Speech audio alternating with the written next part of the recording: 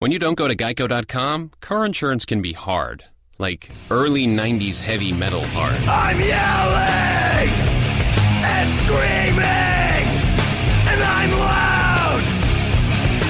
Roar! Geico makes it easy. You can review and update your policy or report a claim on geico.com or the Geico mobile app.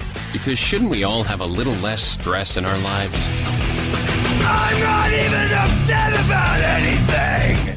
Blog Talk Radio.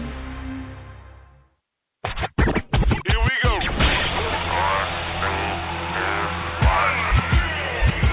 Blast off. This is True Capitalist Radio. True Capitalist Radio. I am your host, the man they call Ghost. The badass of business. Give him capitalism or give him death. That's it. Period. Broadcasting from his Skyline office studios in beautiful downtown Austin, Texas. You sound fruitier than a box of Fruit Loops, for Christ's sake. And now, he'll take it from here. Your host, the prognosticator of prognosticators, the man they call Ghost.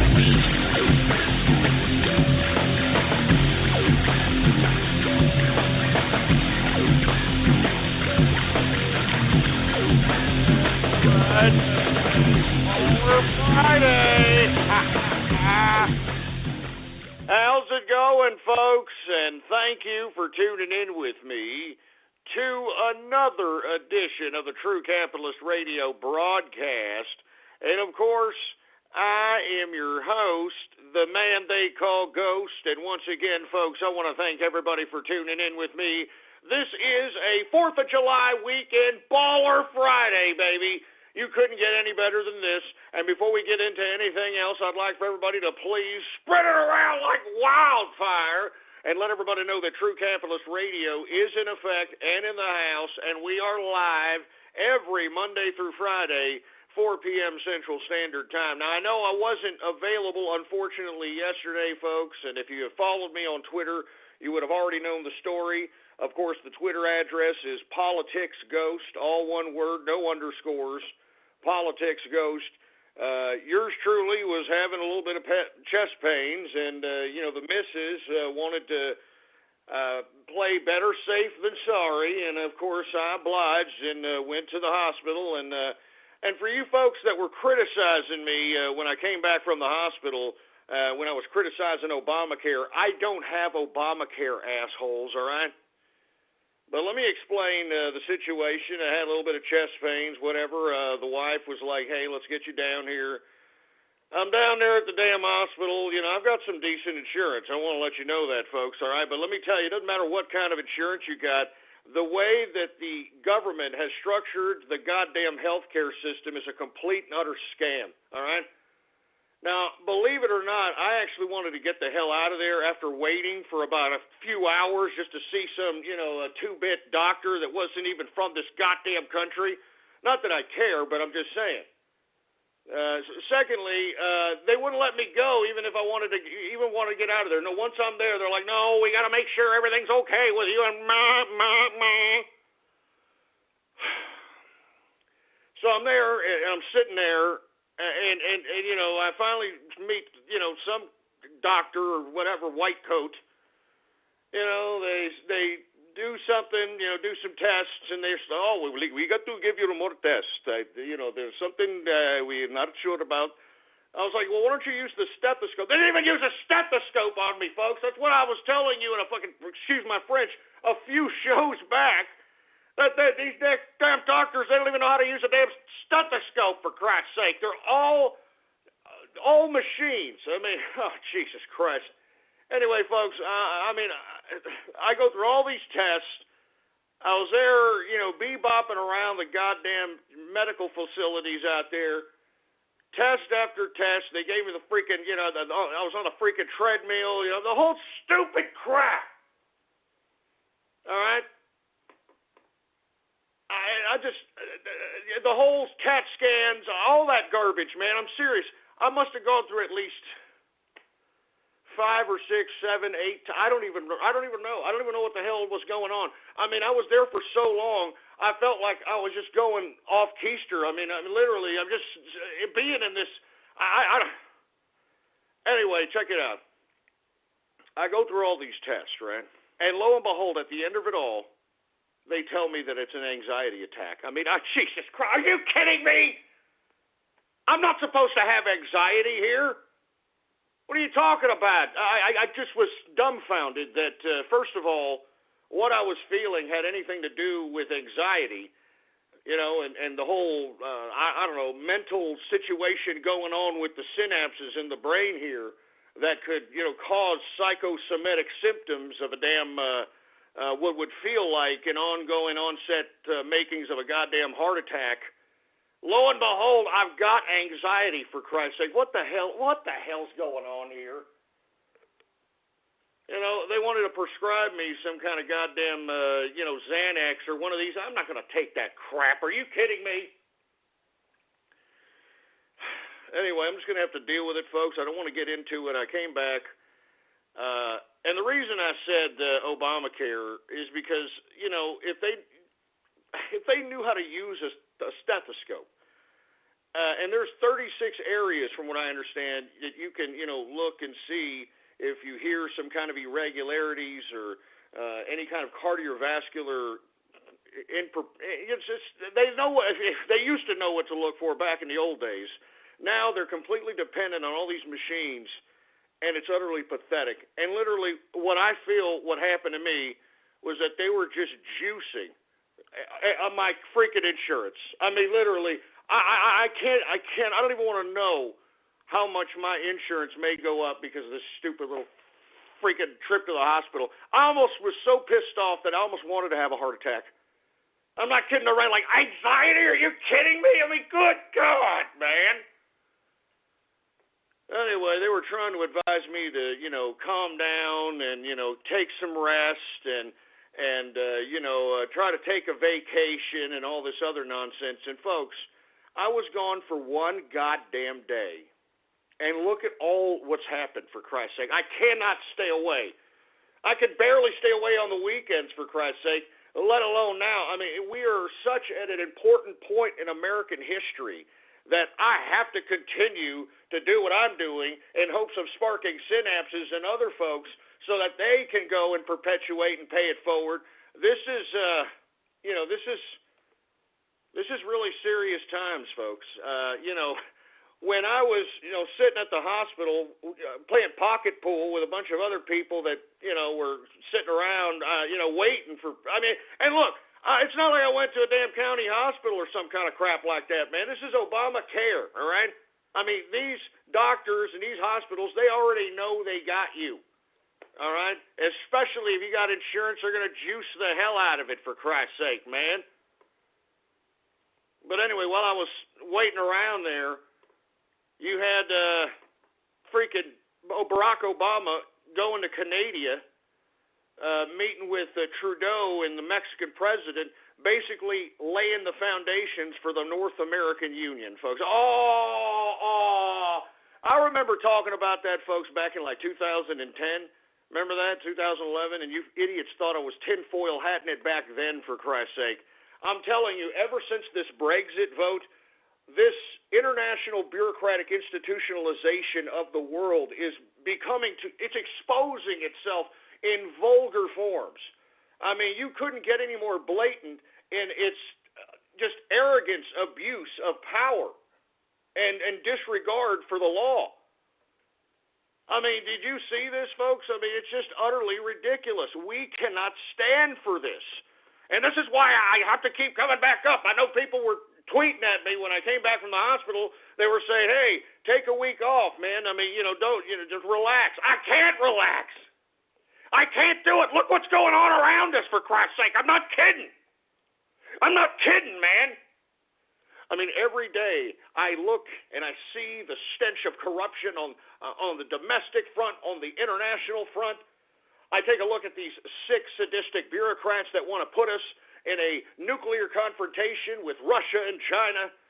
They build these ridiculous terrorist organizations like ISIS, and they use them against us through this bogus, liberal, supposed immigration policy. I mean,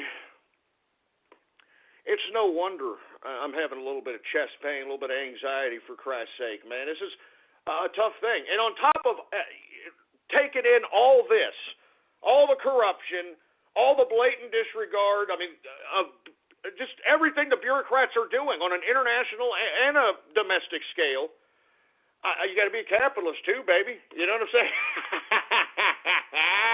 I'm serious. You got to be a capitalist too. So, I mean, my mind's always sparking synapses, baby. I cannot slow down. I can't slow down. I can't. As a stupid doctor tried to, you got to slow down. You don't, calm yourself in. Maybe you need to go on a vacation. Shut up. Shut your mouth. Nobody tells me what to do. And not to mention, is this doctor going to, pay for this Johnny Walker Blue Label that I'm about to take a sip of? No. What he's going to do is he's going to prescribe me some pills to make me a docile idiot. You know what I'm saying? And I ain't going to do it. I ain't going to do it, all right? I mean, I got capital to make. I got things to do. And that's all there is to it. Now, the reason I bring up being a capitalist, baby, is because unfortunately I took a day off yesterday because of the old chest pain situation, which I don't even want to relive anymore, man. That was the biggest waste of my time in my life. It was the biggest waste of time in my freaking life. Sorry. But, folks, if you would have listened to yours truly, all right? All right, if you would have listened to yours truly as it relates to the investment advice that I have been given ever since March, you are probably heel kicking right now for this Bowler Friday, baby. The prognosticator of prognosticators strikes again. Bowler Friday, baby, making money, baby. That's what I do. That's just what I do, all right? Now, first, let me give a quick rundown of the equities markets because it was modestly up today, which is ironic, and it just goes to show you the absolute helter-skelter mindset of the investment community. Not even they know what the hell they're doing, for Christ's sake. But once again, it was a tentative, modest, I wouldn't even call it plus side. It was a tentative plus side, if you will. Still in the green, not much. Let's talk about the Dow Jones Industrials. It was up today 19.38 points, a percentage increase of 0.11% on the day, closing out the Dow Jones Industrials at 17,949.37 points on the day. Once again, a modest pickup. You can tell that these investors, they don't know what the hell they're doing, for Christ's sake, all right? They don't know what the hell they're doing. S&P 500 up very modestly on the day, 4.09 points on the day, a percentage increase of 0.19% for the S&P index on the day, closing out the S&P at 2,102.95 points for the S&P 500 composite. We got the NASDAQ, once again, another modest pop, not much, 19.89 points, a percentage increase of 0.41% on the day, closing out the NASDAQ at 4,862.57 points for the NASDAQ, folks. Now, once again, I strongly urge you, unless you're day trading this volatile market, which, once again, folks, I strongly advise every working capitalist tweet at Donald Trump and ask him when he becomes president to lift the $25,000 minimum that you legally have to have in a brokerage account for one to high-frequency trade or day trade. Because I cannot believe that working Americans cannot partake in the volatility of creating liquidity in a market that has spikes on a daily, not even a daily basis, an hourly basis. I mean, you can hold some shares, it pops up 50 cents, you sell them. I mean, that's liquidity, baby. You understand that? And working class American folks are being prohibited because of this freaking ridiculous, stupid law where you have to have $25,000 in a brokerage account for you to become a day trader or AKA high-frequency trader. So tweet at Donald Trump, make sure that he understands or his campaign understands that there is a contingent of working Americans that legitimately want to take advantage of what these big imbecilic assholes on Wall Street are taking advantage of. I mean, they're taking advantage of it on a daily basis. I mean, why can't Americans go out and gain some liquidity, especially during these precarious economic times, for Christ's sake, man? Especially during these precarious times. So once again, this is not a bottom. This is not some bull market. Get the hell out of the stock market. Unless you bought your long-term investments a long time ago, and even a crash because of the maturity of the growth of those particular stocks, they either split, they were bought back, or whatever the case might be, even a dip in those long-term investments may not completely hurt the profitability of those. But anything that you've bought within, in my personal opinion, all right, this is all I'm saying, you can take, I'm not telling anybody what to do.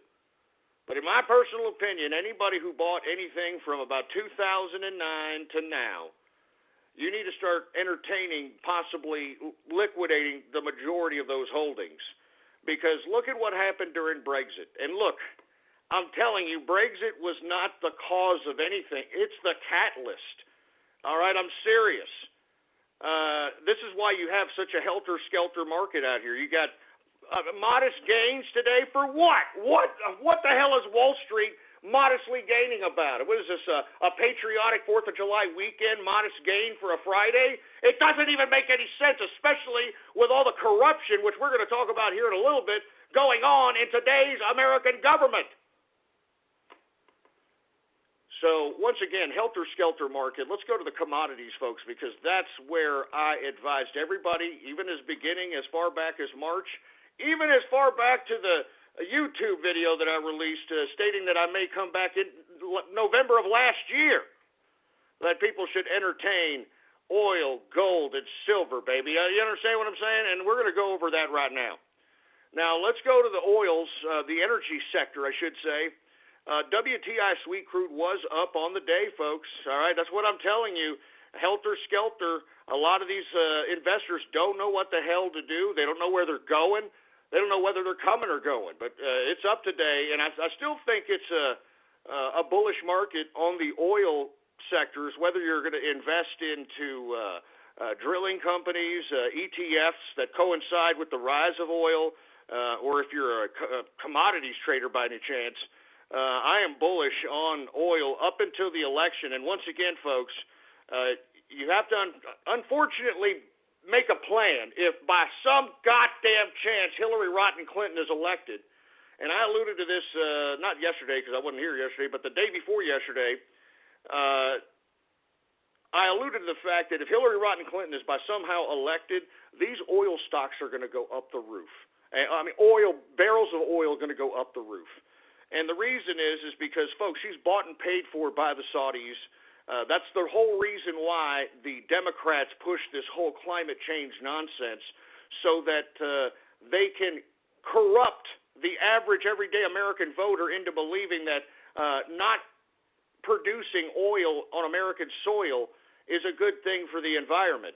Meanwhile, you got the Saudis producing it. I mean, Jesus Christ. I mean, what are they making, $1 billion a day or something of that nature? It's just ridiculous. All right? They're producing it, and they want the monopoly in oil production. And as Donald Trump has alluded to many, many times, we have the capability to domestically produce our own energy, to produce our own oil. So we're no longer at the whim of these OPEC countries or any other of these oil-producing countries. We have enough energy in this country to be 100% energy independent. Moreover, folks, we have enough energy resources on this soil in America to sell on the world market, folks. I mean, wouldn't that be a great thing? Wouldn't that be a great thing that we start tapping into our natural resources as it relates to energy and not only become energy independent, all right, but at the same time be able to produce energy and sell it on the world market? We're actually become producers. I mean, this is what Donald Trump is proposing, folks, so that the country starts making money instead of burning money like we've been doing for the past, I don't know how long. So anyway, if Hillary Rotten Clinton is by somehow elected, you know, you should I mean, it's going to be a high barrel of oil price, to say the least, all right? Secondly, if Donald Trump is elected, you want to get out of oil because he's going to tap right into every energy resource that's within the domestic capabilities of America. And he said that many times actually a few times in speeches about the economics of this country, and I completely agree with him. So once again, I am bullish on oil until the election. All right, I think that you're going to continue to see modest gains. I wouldn't be surprised to see $60 a barrel as we get close to the election, unfortunately. All right? I mean, I'm serious. So once we start getting closer to the election, I would start tentatively looking to liquidate those positions. But who knows when the top is? You know, that's the whole objective of trading. You know, you want to get in while the getting's good, but you don't want to stay in till you're left holding the bag. You know what I'm saying? Anyway, WTI sweet crude up 95 cents, a percentage increase of 1.97% on the day, closing out WTI at $49.28 a barrel of oil, baby. Now, we turn it over to Brent crude. It's on the downside today, which is once again an underscoring of the helter-skelter mindset of the investors in today's market. It is down today 93 cents. It is down 93 cents today, a percentage decrease of 1.84% on the day, closing out Brent crude at $49.68 per barrel of oil. Now let's get to the metals, shall we? Let's get to the metals. Man, folks, let me tell you something. I don't mean to be tooting my own horn here, but beep, goddamn beep, all right? First and foremost, let's get to gold. As I've stated, gold will give you a more long-term money yield, but the percentage increases on a more immediate time frame is definitely silver, folks. Now, I'm going to get to silver in a second. Let me get to gold. Gold is up today, $24.30, all right? A percentage increase of 1.84% on the day, closing out gold at $1,344.90. $1,344.90 per troy ounce. All right? Getting pretty close to that 1,400 mark, man. I thought we should have saw that this week, but once again, these investors are pulling out their money and trying to just, go in and out anywhere they can. I mean, this is a helter-skelter market. Now, let's get to silver, folks. I mean, woo! Oh, my God. I hope everybody who listened to me on silver, I hope that you're having a great Baller Friday today, baby, all right? Silver is up today, $1.23, baby. A percentage increase on the day alone, on today alone, 6.62% on the day. I mean, good God. Woo! Oh, my God. I mean, we're up, 10, 12% on the week alone? I mean, good God. I mean, you couldn't get that kind of return in such a low, short time span, for Christ's sake, man. I mean, good God, yes. Yes, baby. And let me tell you, I hold these positions at this point in time, folks. I mean, I personally believe that we should have seen a $24 troy ounce price. As a matter of fact, it closed out today at $19.86 per troy ounce. And like I said, the only reason that we didn't see $25 this week, which I anticipated last week, is because of the helter-skelter market, man. People are pulling out their positions, putting elsewhere. I mean, it's just really, really strange, and it seems as if everybody who's involved in the financial industry doesn't even know about the goddamn industry anymore. I'm serious. I'm not joking. All right? But once again, baby, give me a freaking break. 6.62% increase on the goddamn day. Oh, my God. I'm telling you, folks, I had been alluding to you to invest into an ETF, physical gold, silver, whatever it takes, especially silver. Because I've always said, didn't the prognosticator say that silver was going to give you a higher percentage yield in a shorter time frame, but gold in the long term will give you the biggest money yield? because every time gold goes up, it goes up, like today, it went up $24 today, $24.30. All right, but that was only a percentage increase of 1.84%. Today, silver went up $1.23. That's a percentage increase of 6.62% on the day. That's a huge percentage yield for your money, baby, especially for the short period of time. Remember, we were talking about 17 and change silver prices last week. I mean, give me a break. We're almost at the $20 mark. I mean, that is what I'm talking about, baby. Woo! I'm telling you, folks, the prognosticator of prognosticators strikes again. And for you folks that are wondering, is it too late? It's not too late. I believe that we're going to see a possible pullback Monday because, like I've stated, you got a lot of people that have been holding the bag on silver that bought it at about $14, $15 when it took a major dip, and they may think about cashing out at these levels at about maybe the $20 level or at these levels at $19.86, and they may be able to cause some retention from any potential spike in the market. Now, that could all change over the weekend. Something could happen. Now, we're going to talk about potentials this weekend. Something could happen. People could become, anything, scare. Anything right now could spook the market, all right? Anything that spooks the market, I see a spike on silver at any time, and especially gold, too. All right? I think that if you're thinking that you're going to make any kind of major profits in the stock markets at this point in time, I think you're sadly mistaken, in my personal opinion.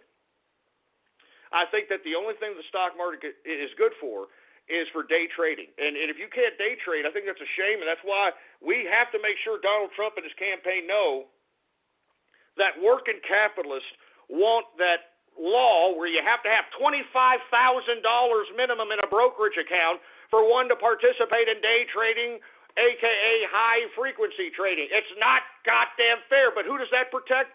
That protects Wall Street, boy. That protects the big money managers. That protects the mutual funds managers, the hedge fund managers, and all these folks. Doesn't help the America one bit. So anyway, folks, you're welcome as it relates to the prognostication, as it relates to the metals, folks, and I hope that you're reaping the rewards.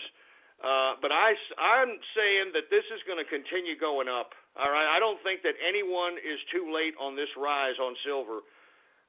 Remember, folks, we saw silver.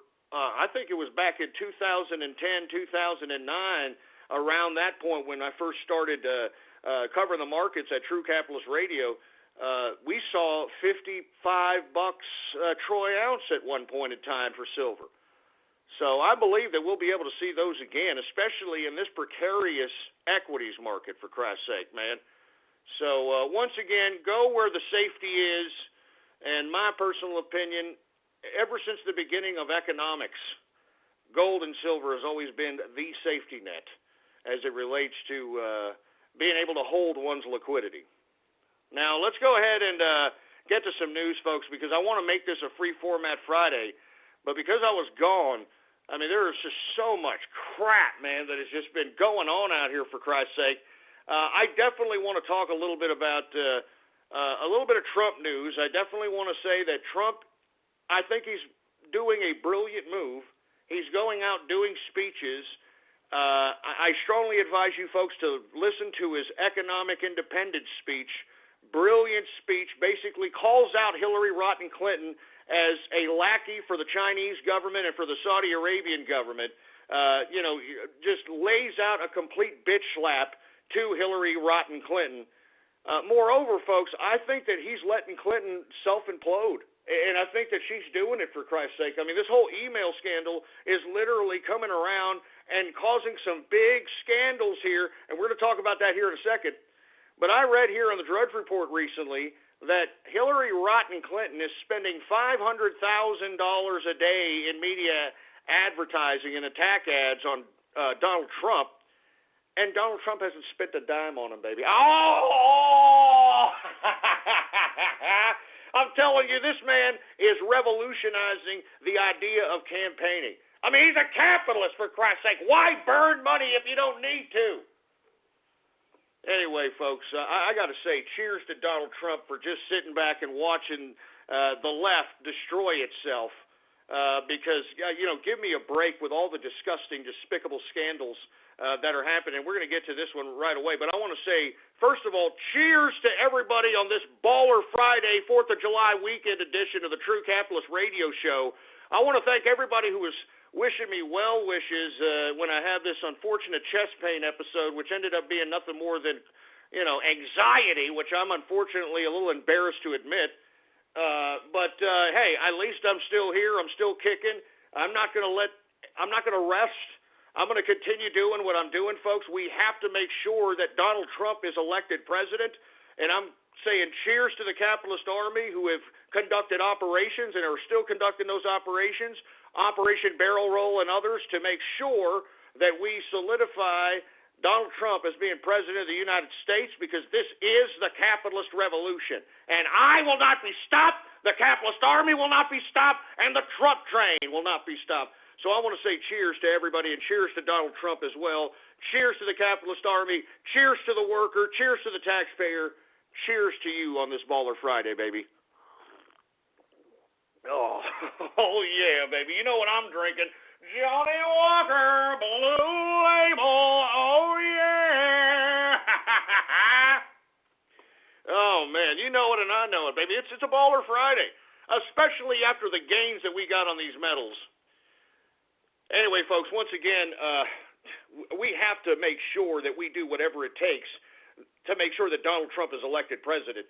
This mainstream media refuses to cover the corruption, the blatant, outright corruption of this administration and of the Democrats and the liberal regime. And I think it's a goddamn shame. And that's why it's more imperative than ever for you, me, we are the new media, to make sure that we get this information out there and throw it in the faces of these Hillary Rotten Clinton supporters, for Christ's sake, man. Force them to defend this corruption. Force them to defend this criminality, for Christ's sake. How anyone can still vote for this woman is beyond me.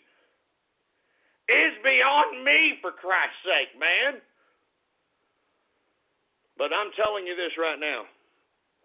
What happened between Loretta Lynch and Bill Clinton tops the cake, folks. I don't know if you folks have been living under a rock, but apparently, and this is the only reason we know this, is because these idiots that met, they met in front of their press corps, for Christ's sake, man. I mean, there was one brave New York correspondent that was out there that came out and was interviewed about this publicly. It's the only reason why we know about this meeting.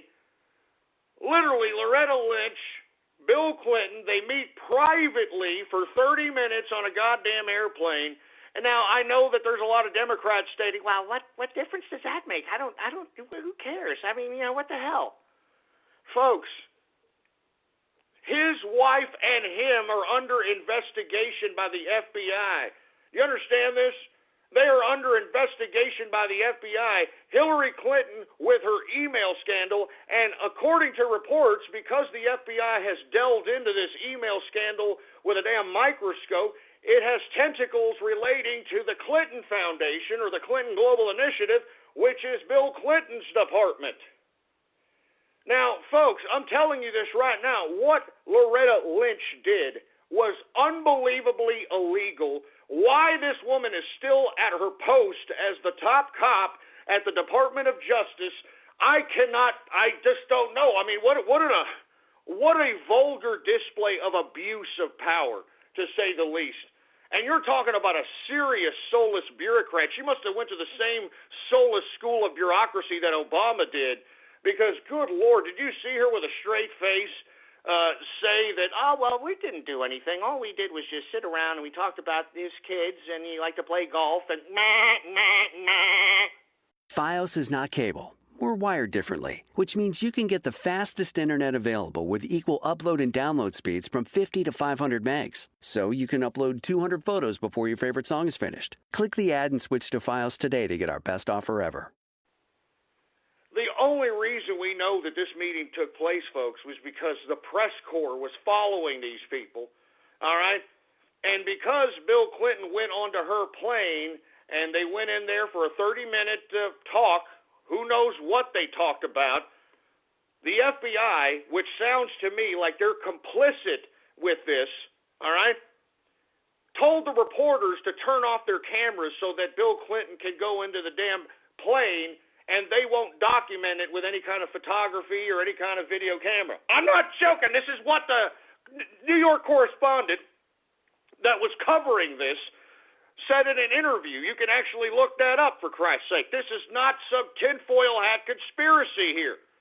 I mean, this is a gross, disgusting, corrupt, vulgar display of power out here. It's disgusting. I cannot believe that this can even happen, for Christ's sake, man. I mean, that'd be like if I was under investigation by some prosecutor, all right? And for whatever reason, who cares what the reason was?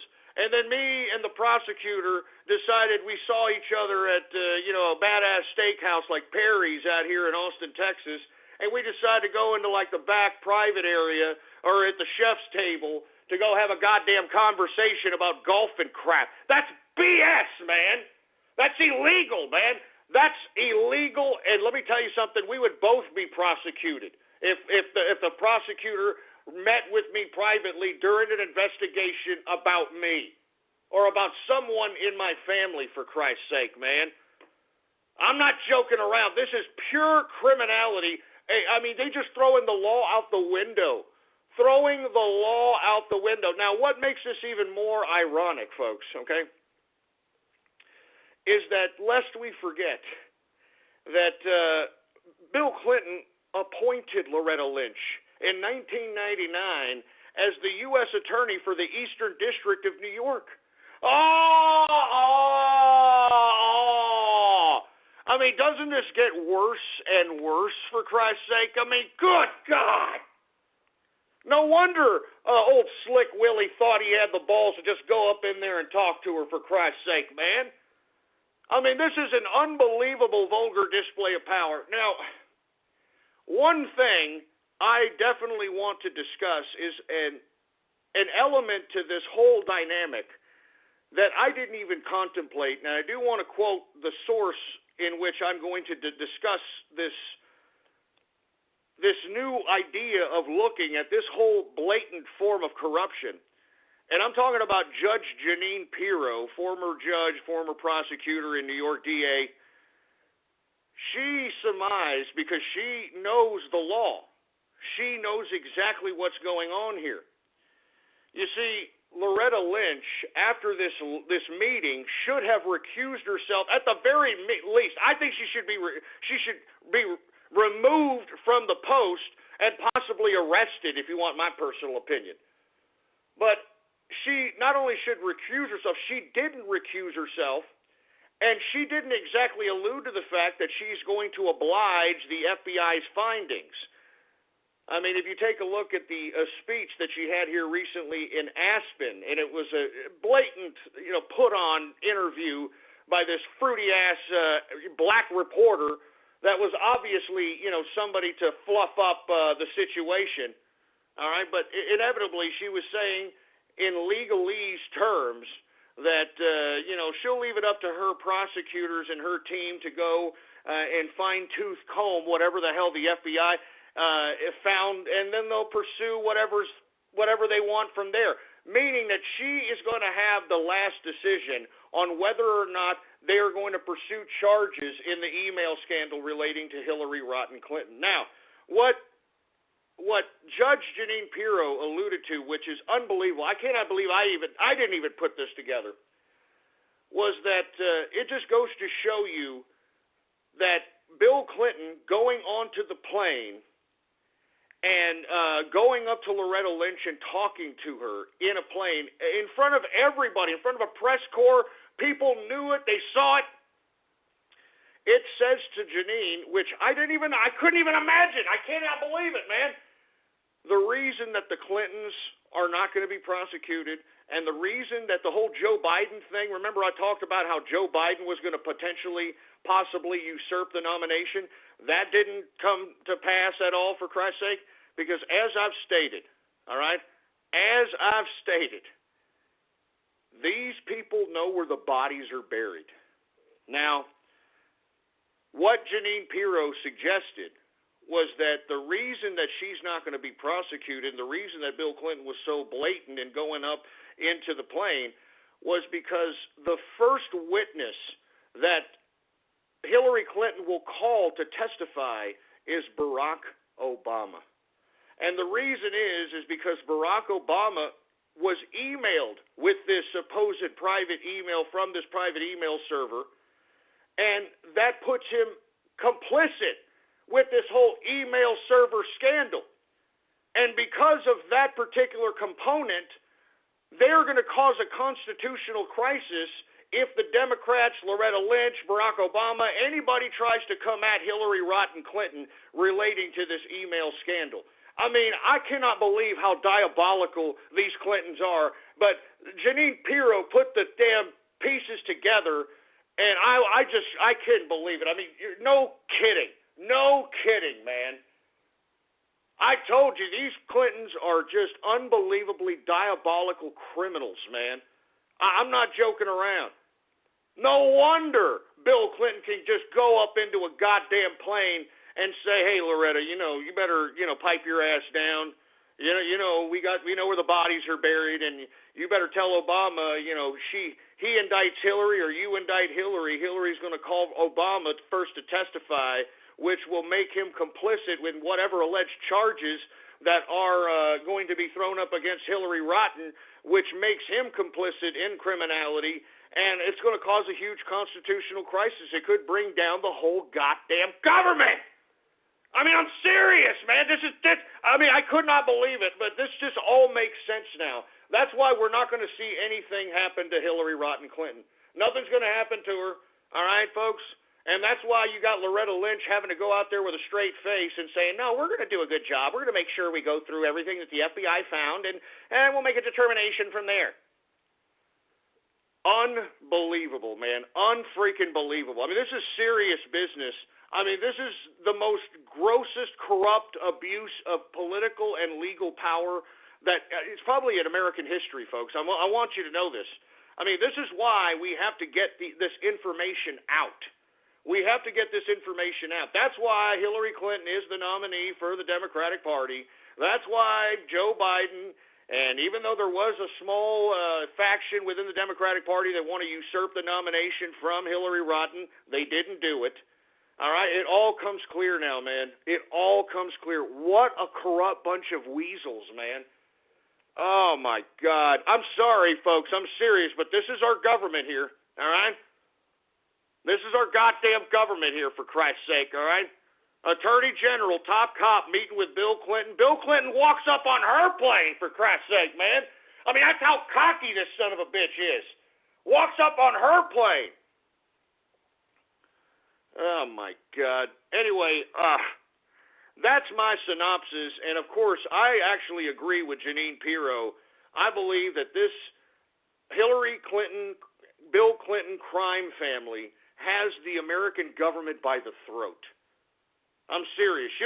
If anything happens to Hillary Rodham Clinton as it relates to anything legal or her potentially going to jail, she'll bring down the whole goddamn government. I said that before, folks, but this blatantly shows it. This blatantly shows what these people have over the damn government. Unbelievable, man. Unfreaking believable.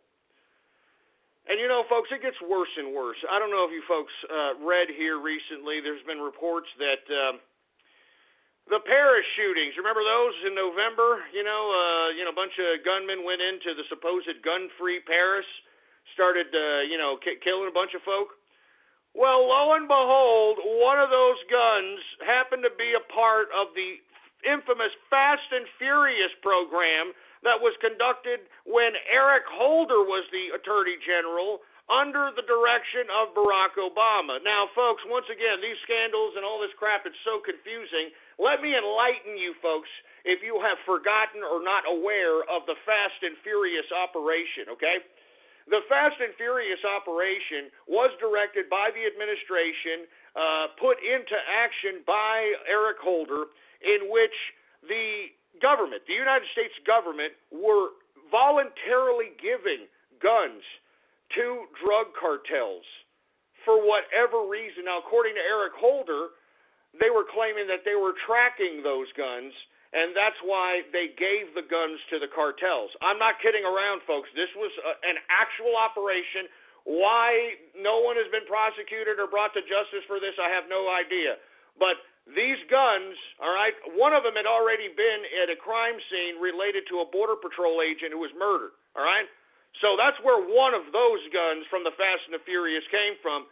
Now, lo and behold, one of the guns from the Fast and the Furious operation ends up in Paris in one of these terrorist hands, for Christ's sake. I mean, good, man. How much more corruption? How much more criminality? How much more dirty do these liberals and these Democrats have to be before people start waking up and realizing that we've got nothing but goddamn criminals in office, for Christ's sake? And that's why I'm saying Donald Trump is our last hope, our last line in the sand, for Christ's sake. And you, me, we got to do whatever it takes to make sure that this man is elected president. Let me tell you something, folks. This is 4th of July weekend.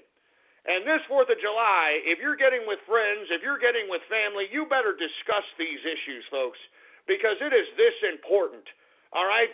If you're out here with somebody celebrating the 4th of July, you better make sure they know why they're celebrating, and you better make sure that they know that what they're voting for, if they happen to be Democrat or if they happen to be liberal, is nothing but pure corruption and criminality. You got to make sure to rub it in their face, and if they don't agree with you, well, you put them on the table and make sure to explain themselves on why Ms. Hillary Rotten Clinton and the Clinton crime family are not corrupt, criminal pieces of treasonous trash. And let's see what they say. I'm telling you folks right now, all right? This is the 4th of July weekend, and there's a difference in this election, folks. You either have pro-America, America first, making America great again in Donald Trump, or you've got an agent for international bureaucratic institutionalist power in Hillary Rotten Clinton and the Clinton crime family. How much more corrupt do these people have to be before you start realizing that maybe you should not devote your energy, effort, and your vote to these scumbags? Good Lord. Oh, my God. I can't believe this level of corruption. One of the Fast and Furious guns in that ridiculous operation ended up in the freaking hands of one of the gunmen in the Paris shootings back in November. I mean, what does that tell you people? What does that tell you people? I mean, Jesus Christ, you stupid... Damn it! I mean, what does that tell you? One of the guns from the Fast and the Furious operation that was directed by this administration, Obama, Eric Holder, ended up in the hands of one of the Paris gunmen this past November in that horrific terrorist shooting. What does that tell you, folks? What the hell does that tell you, boy? Oh, Jesus Christ. Give me the mic. Here the mic. Give me the goddamn mic. I'll tell you what it tells you, boy. It tells you, it makes sense why they don't want to say Islamic terror. It makes sense on why they want to bring the wild Yehudis here to America, even though we are witnessing the fall of Europe thanks to the migration crisis they're having out there in the European Union, for Christ's sake. It all makes sense. It makes sense why Loretta Lynch wanted to redact the 911 transcript of the supposed terrorist Mateen over here. It makes perfect sense, doesn't it? Good Lord, folks. Unfreaking believable. Unbelievable. But according to the Daily Caller, okay, now I don't know what this is going to pan out to. I don't know what this is about, but the Daily Caller put out this report that Hillary Clinton is supposedly scheduled to meet with the FBI this Saturday, all right? Now, I don't know what the hell it's supposed to be about. I don't know if they're going to question her again. Who the hell knows? But I'm telling you this right now, just what I alluded to earlier, nothing's going to happen to her. nothing is going to happen to her. She knows where the bodies are buried. If she is prosecuted, she's going to call Barack Obama as the first witness because she had email correspondence from the supposed, private server, all right, that was supposed to be, just for personal emails and whatnot. And I've said it time and time again, folks, all right? I've said it time and time again. I believe that Hillary Rodham Clinton purposely had this private email server, and I said reports that were out here that it didn't even have a goddamn passcode. All right, didn't even have a damn passcode.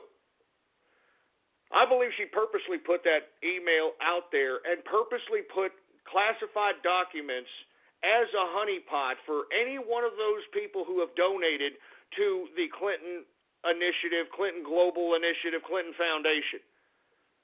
I honestly believe it. I honestly believe this crap, all right? I mean, it makes perfect sense. And I think it's disgusting that anyone can still vote for this woman. Anyone can still somehow make a level of debate for this woman. How anyone can still support this criminal piece of trash. How do you people sleep at night, man? I'm telling you, nothing's going to happen to this dumb bimbo, man. That's why we have to keep hitting, man. We have to keep going. We got to retweet articles. We got to expose the hypocrisy. We got to expose the lies. We got to throw the criminality in the Hillary Rodham Clinton camp's face. Anybody who supports this bimbo, you got to throw it in their face. You're going to defend this? You're going to defend this criminal? And they're going to have to defend it somehow. All right? They're going to have to spin it. They're going to have to spin this garbage. And let me tell you something. I know we're headed into 4th of July weekend. Do not forget the criminality that has taken place right before our eyes. The abuse of law, the abuse of power, Bill Clinton going into the goddamn plane of Attorney General Loretta Lynch. And if you want my personal opinion, I think that he laid a goddamn Ike Turner slap down on Loretta Lynch and probably threatened her and said, look, woman, I appointed to you where you're at now in 1999 to this whole federal game, all right? I brought you into the federal game, first of all. And secondly, you tell your boy Obama, he comes at me, he comes at my wife, we're coming at him, we're saying that he's complicit, he's going down with us. Ugh. You couldn't make this up. I'm telling you, political drama, unfreaking believable, man. Anyway, folks, let's lighten up a little bit on this Baller Friday, 4th of July weekend edition, folks. And I hope everybody is in a patriotic mood, baby, because let me tell you, our government is definitely not in favor of being patriotic, not in favor of progressing this country. On the contrary, they're in favor of dismantling this country, destroying this country, and we've got to do whatever it takes to take it back, folks. And that's why this holiday, this 4th of July holiday weekend, I would like everybody to make sure that we try to support one another. We try to go out and make the case in front of our friends and family that are in opposition to Donald Trump. We have to tell them that, hey, are you against America? You must hate America. You must hate America. And not to mention, folks, talking about hating America, how about this scumbag Trudeau that's over here, the Prime Minister of Canada over here? Oh, yeah, happy Canada Day for all the folks in Canada. I don't know what y'all folks are doing, tickling your ass cracks with maple leafs or, humping dead mooses or something. I don't know what y'all are doing. But I know it's your, Independence Day when, the 3 colonies came together and made Canada, real big deal. But did you hear the speech that Trudeau gave, for Christ's sake, this scumbag? Oh, we got to let in the immigrants because that's what Canada does. That's what we're about. Letting in the wild Jehudis come in and, we're just, pure cuckery out here in Canada. I tell you, Trudeau, what a scumbag, man. How in the hell did you let your country elect this fruit bowl? And once again, I'd like for you all to look up the amount of votes that Trudeau won by and take a look at the amount of wild Jehudis that were let into the country prior to Trudeau coming to office, and that may say a lot. I'm just saying, Canada, think about that. It's Canada Day, all right? Think about that before you start having wild Jehudi attacks in your country, for Christ's sake. And believe me, it's coming, Canada. It's coming. You're going to allow these, wild Jehudis to come into your goddamn ice hole over there. Believe me, they're going to do some damage, to say the least. All right, take a look at Europe. All right, take a look at Europe. And believe it or not, folks, don't. Let me just get to Twitter shout-outs. All right, I don't want. I mean, you people in Canada, I think y'all are too far gone anyway. All right, seriously. Anyway, let me go ahead and get to some Twitter shout-outs, folks. And if you want a Twitter shout-out, all you have to do on this Baller Friday is retweet the first tweet on my Twitter account, and the tweet to retweet is True Capitalist Radio Now Live. That is the tweet to retweet if you want a Twitter shout-out live right here on the broadcast today. Let's go ahead and get to some Twitter. Do we have any Twitter shout-outs, engineer? What the hell's your problem, engineer? I'm all right. Give me a break, all right? I'm all right. Look, I'm still kicking here, all right? All right. Well, we got some Twitter shout-outs. Sorry about the engineer. He's a little emotional today because yours truly, had the trip to the hospital, and, I'm sure he's worried about his job is what it is. So anyway, we got the Green Leader in the house. What's going on? We've got who is it? Artron Havoc in the place. We've got 2 by Kane. What the hell does that mean? The trans heart attack. Excuse me. Jesus Christ. They put a pair of balls on a heart. Real funny assholes. Look, I really shouldn't be getting uptight, and I really shouldn't be yelling and screaming and stuff. So I would very much appreciate, especially on this 4th of July Baller Friday, baby, to, refrain from trying to get me all off keister, to say the least, all right? All right, I'm serious. I'm not joking. Anyway, we've got the happy merchant in the house, Trans Johnny Walker. It's great. A pair of balls on a Johnny Walker Blue label. I mean, look, enough, guys. I'm serious. I'm not joking around, all right? I mean, I obviously got a problem. I got anxiety or something.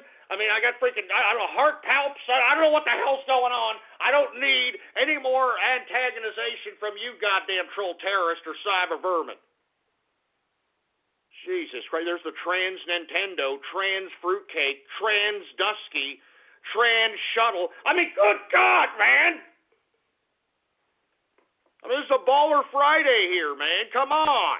Anyway, we got Critical Sands in the house. We got Commander Biff, the Bunyan Liquor. Jesus Christ, are you joking?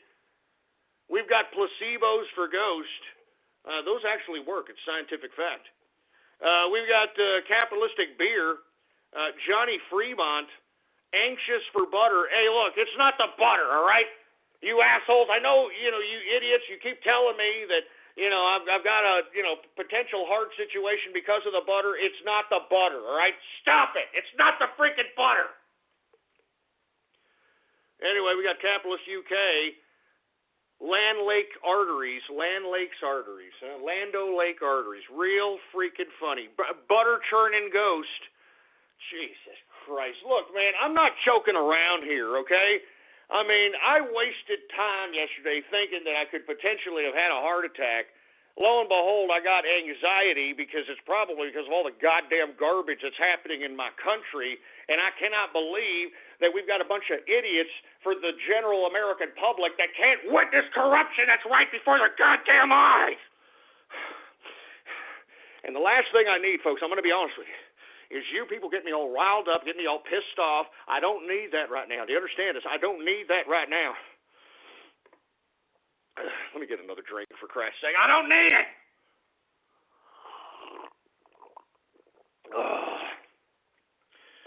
That's my medicine, baby, right there. That's it! That's it right there, baby! Woo! Anyway, we got Exara Hawks in the house. What's going on to Exara Hawks? Tactical Means in the house. What's going on to the Brony Network? UK Ghosty. What's going on to Deep Fried Turkey? Deep Fried Turkey. That's fresh. Who else do we got going on over here? Once again, you want to retweet the first tweet on my Twitter account, Politics Ghost, if you want a Twitter shout-out right here live on the broadcast. We've got Sergeant Yoda in the place. What's going on to the Teutonic Plague? Platinum Robo in the house. Anxiety for Ghost. Real funny, asshole. Real funny. Look, I'm not really... I'm kind of ashamed that I got freaking anxiety. I want to be completely honest with you, all right?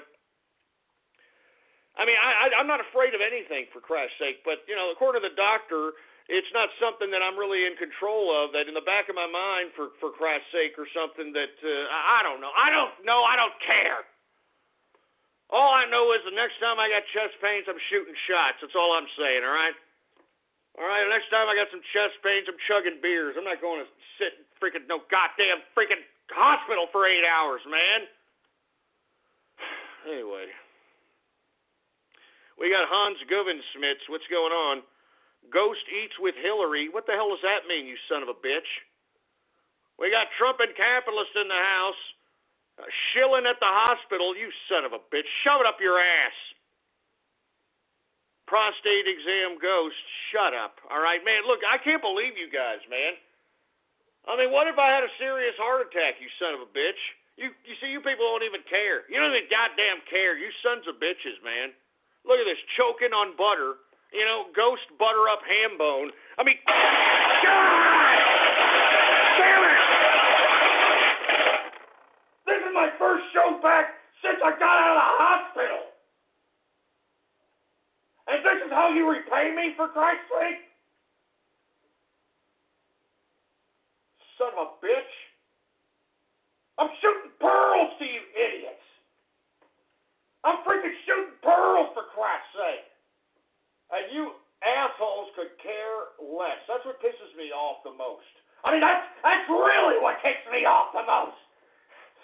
Is that you idiots could care less. You idiots could care less, for Christ's sake, man. I'm sitting over here. I could have taken a week off. I could have taken a month off, for Christ's sake. I'm having chest pains, for Christ's sake. And you people could care less. You people could care less, you sons of bitches. All right, that's it. You know what? I'm not letting you assholes ruin my Bowler Friday. That's it, all right? I'm not letting you idiots ruin it. This is a Bowler Friday 4th of July edition. Calm down, man. I gotta calm down.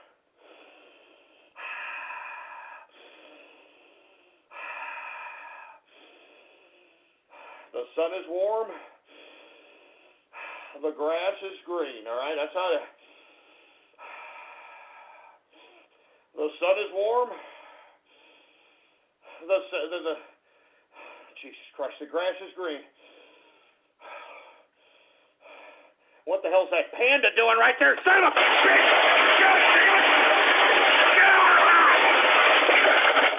I can't take all this stress. Man, I'll tell you. I could barely take all this stress, man. This is stress. Like I'm under pressure, man. I'm under pressure. Jesus Christ, we gotta make sure that Trump is elected. We got to expose the criminality of these goddamn liberals. We got to be capitalists. We ain't lying here. We got to fight the damn bureaucratic machine. I mean, good God, man. It's a lot to take in, you know. It's a lot to take in, for Christ's sake. All right, that's it. I'm going to calm my ass down. I'm going to calm my ass down, folks. That's it. That's it for Twitter shout-outs. You people know how to ruin everything. You ruin it. You ruin everything, for Christ's sake, but you're not ruining this Bowler Friday. I'm Gary goddamn Ted, you sons of bitches. You're not ruining this Bowler Friday for me. This is 4th of July weekend Bowler Friday, you sons of bitches. Give me the mic, man. Give me the mic. Oh, freaking mic. God damn it, son of a bitch. I'm telling you, man. I'm freaking jaded, man. I mean, I'm depressed. I can't believe you people. I was just in the hospital yesterday, assholes. I was just in the hospital. You don't care. You sons of bitches don't even care. Give me my drink. Give me my goddamn drink, you goddamn son of a bitch. Oh, man. Oh, man, luckily I made this a quadruple shot here.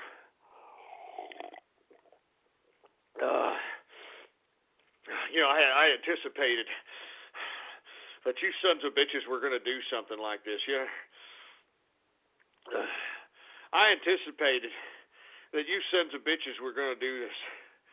I should have known better. Should have known better, man. Anyway, folks, I'm sorry. We're already 5 minutes into the second hour of the True Capitalist Radio broadcast. And, of course, I am your host, Jesus Christ, the man they call Ghost. And once again, folks, I want to thank you very much for tuning in with me, all right? Once again, this is episode number 301. I think I forgot to mention that here Jesus Christ, I'm a little lightheaded here. Anyway, folks, please bookmark the official website of the True Capitalist Radio broadcast, all right? It's blogtalkradio.com/ghost. blogtalkradio.com/ghost, folks, all right? You can download every episode that yours truly has ever conducted ever since 2008. They're live to download absolutely free, baby, all right? Oh, Jesus Christ. A little winded here, folks. I'm sorry. But I'm pissed off, man. I'm pissed off, and you should be too. Everybody that's listening to me on the internet and throughout the world, you should be pissed off too. All right? You should be pissed off too. You son of a bitch. Oh, Jesus Christ. FiOS is not cable. We're wired differently, which means you can get the fastest internet available with equal upload and download speeds from 50 to 500 megs. So you can upload 200 photos before your favorite song is finished. Click the ad and switch to FiOS today to get our best offer ever. Oh, man. All right, I'm going to open up the phone lines for Christ's sake. I got to calm down, all right? This is a 4th of July weekend, Baller Friday edition. And I'm going to go ahead and I'm going to open up the phone lines, folks, all right? And look, let's just calm our asses down, all right? Don't agitate me, all right? I was just in the hospital yesterday, assholes. I was just in the goddamn hospital. Soulless pricks. Anyway, folks, let's move on here, folks, all right? Let's see who we have going on here and open up the phone lines. If you want to participate, Jesus Christ, I'm a little winded here. Sorry, folks. 516-453-9903 is the number to call if you want to partake in the festivities here on this Baller Friday, 4th of July weekend edition of the True Capitalist Radio broadcast. And do we got any callers there, engineer? Yeah. All right, engineer, calm down, man. Jesus Christ, everything's all right, man. Jesus Christ, man, you sound like my wife.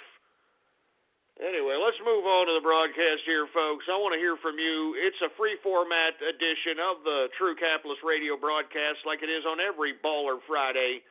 So let's go ahead and head to the phone lines and see who's hooking it up right now. I can already see we've got the Teutonic Plague in the house. What's going on, Teutonic, on this Baller Friday, man?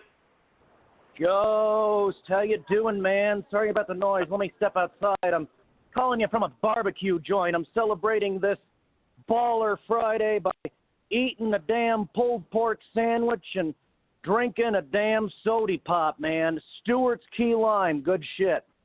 Hey, well, congrats, man, and enjoy your Baller Friday. You got anything to chime in about here on this 4th of July weekend Baller Friday edition we got going on here? Oh, absolutely, man. You and I are both pro-Second Amendment, very much so. So does it piss you off as much as it does me that some people say, oh, the Second Amendment's about muskets. They didn't imagine assault rifles would be invented. It's about muskets. To which I say, well, in that case, the First Amendment's about the printing press, and the freedom of religion bit, well, that's about Christianity. So I guess nobody has rights except white Anglo-Saxon Protestants by your definition there, liberal. That's a very, very good point, man. Very good analysis there, but I do believe, and it says there very plainly, that the forefathers knew exactly why they made the Second Amendment. It was to protect America against a totalitarian government. Absolutely, absolutely. And that's why I don't think there should be any limits on the Second Amendment. I encourage everybody to practice the Second Amendment. Get yourself as many firearms as you want, as much ammo as you want.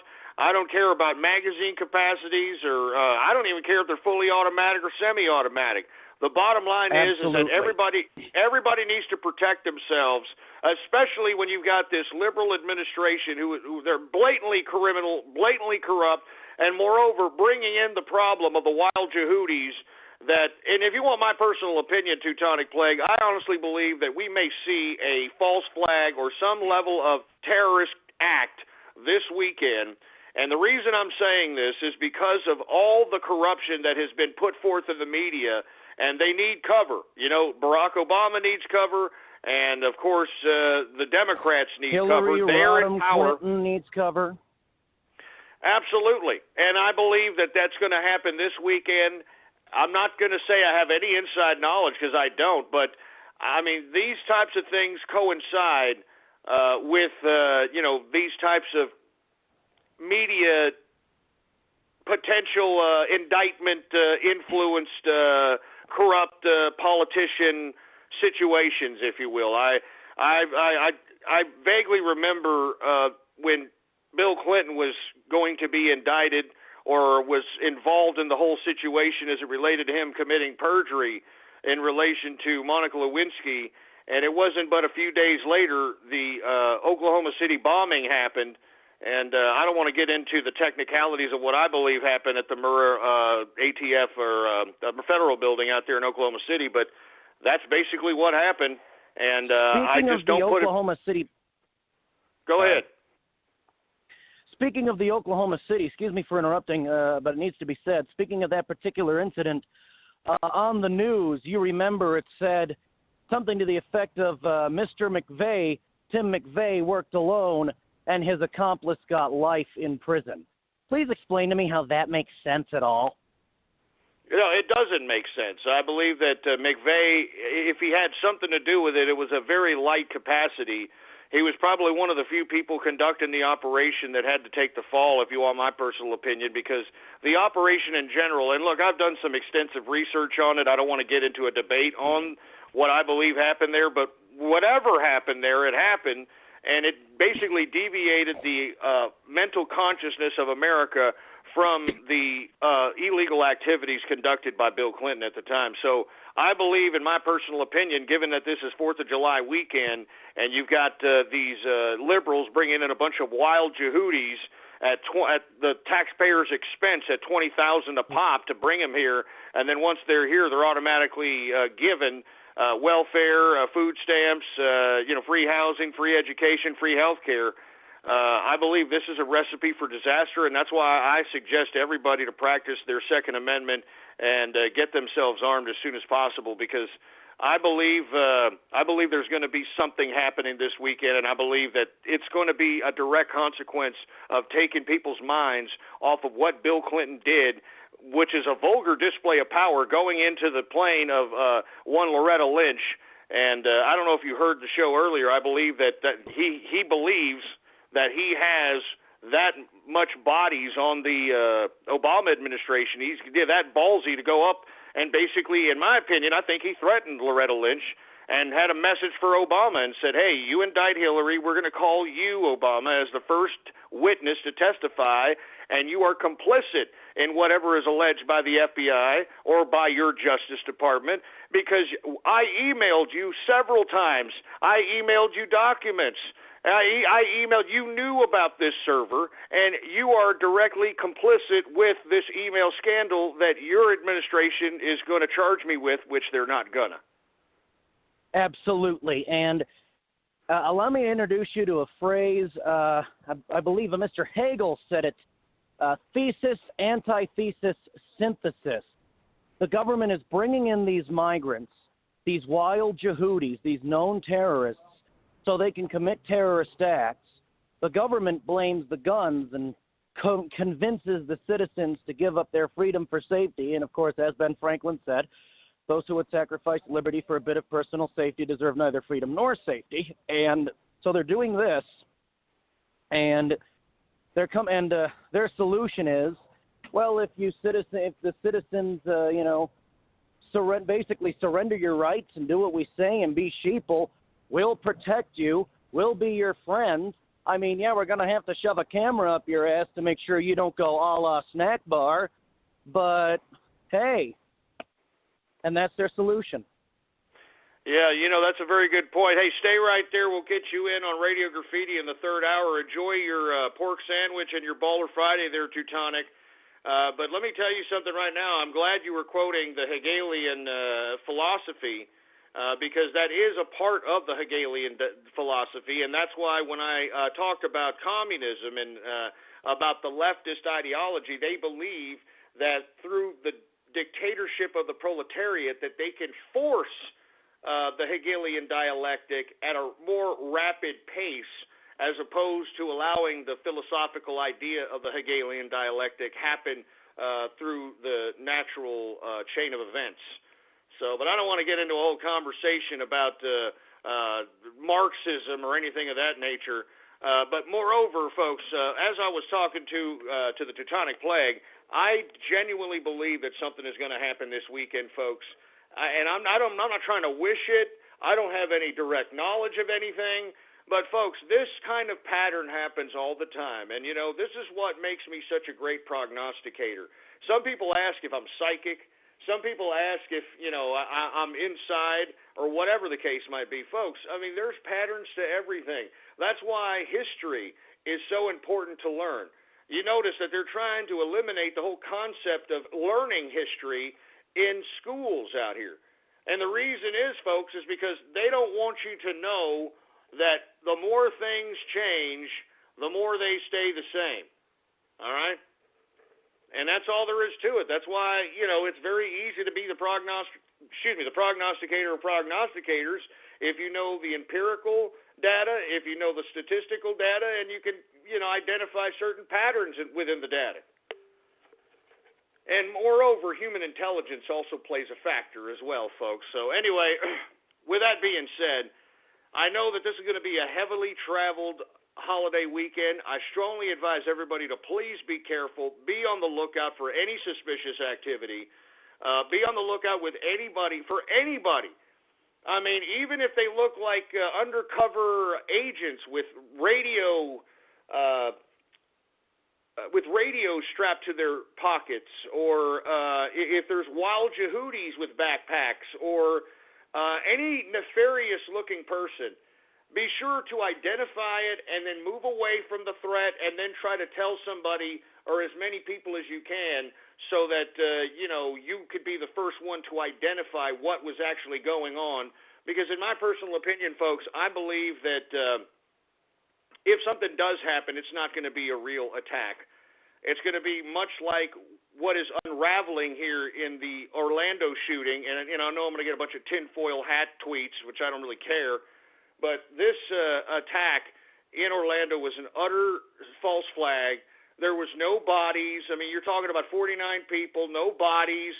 I didn't see anybody, being rolled out. All I saw was a scene as if it was put together.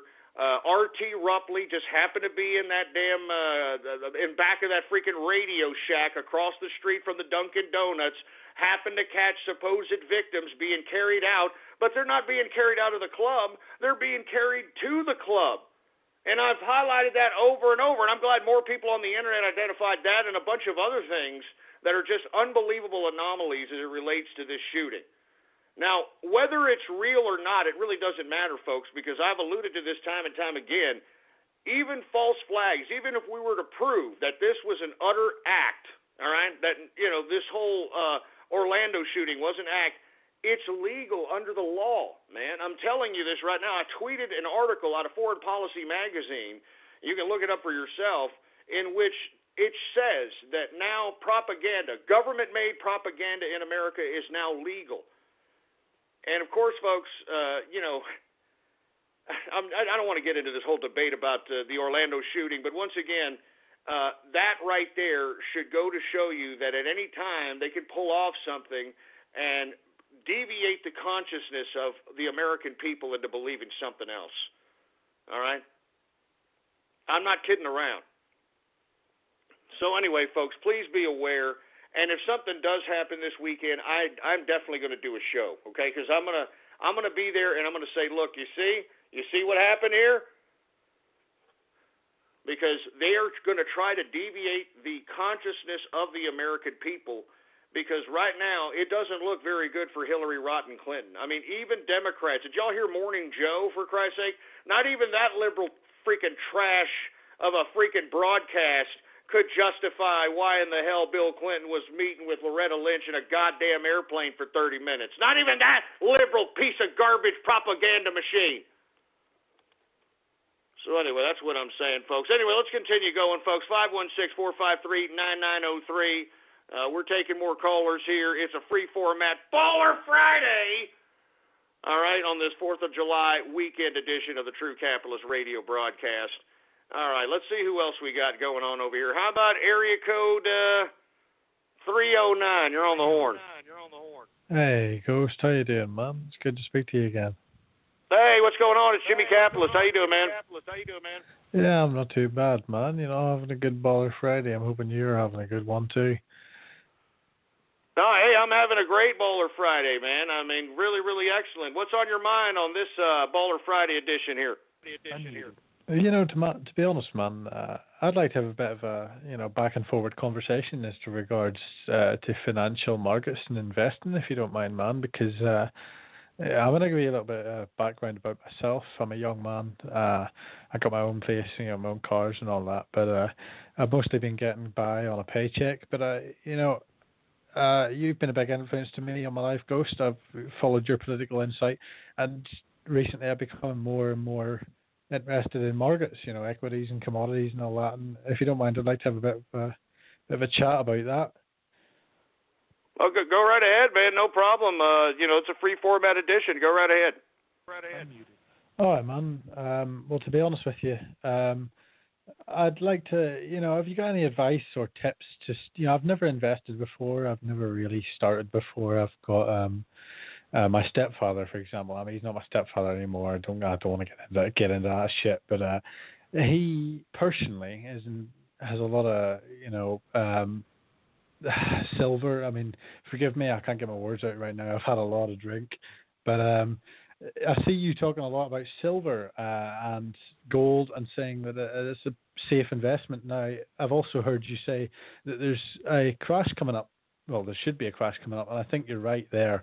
I don't know what's a safe bet for my money at the minute. I'm quite financially stable for my young age, and I'm interested in investing. What do you recommend for a young man like myself?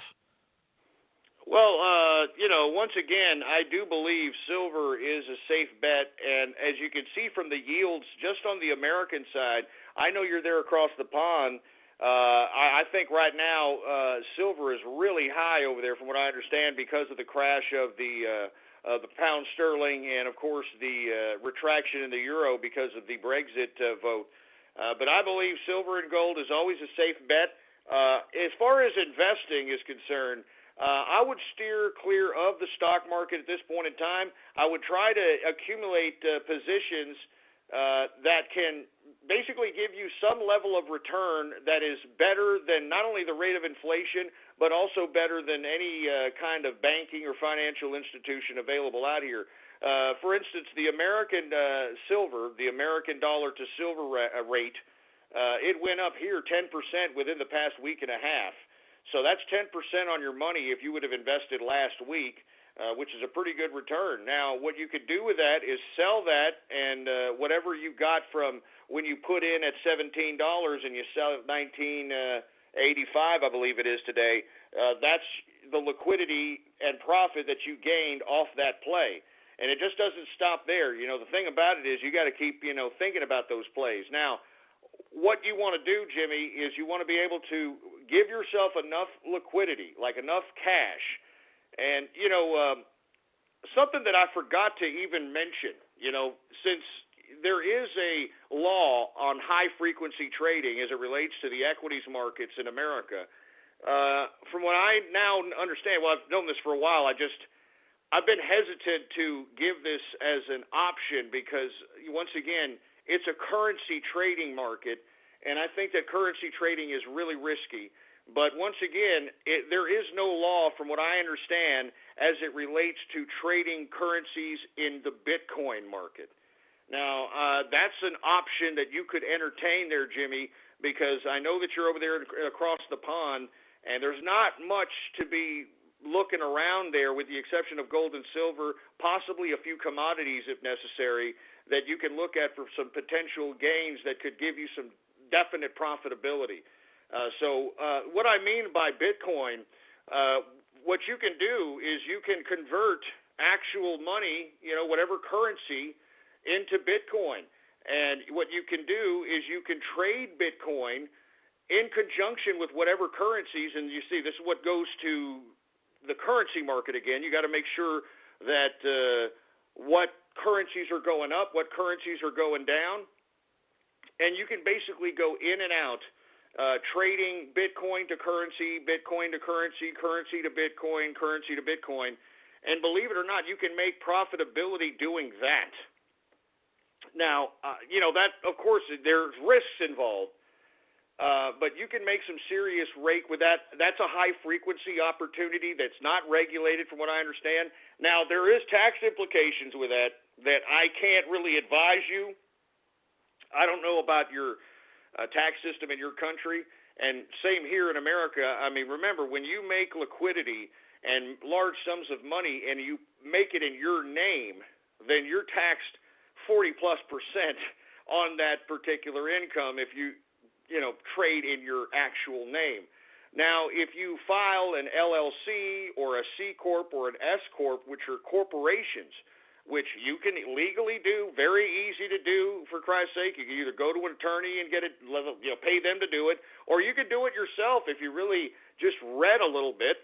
Once you file as a corporation, then you can start trading, all right? Trading these currencies, unless you have $25,000 to trade in the equities market.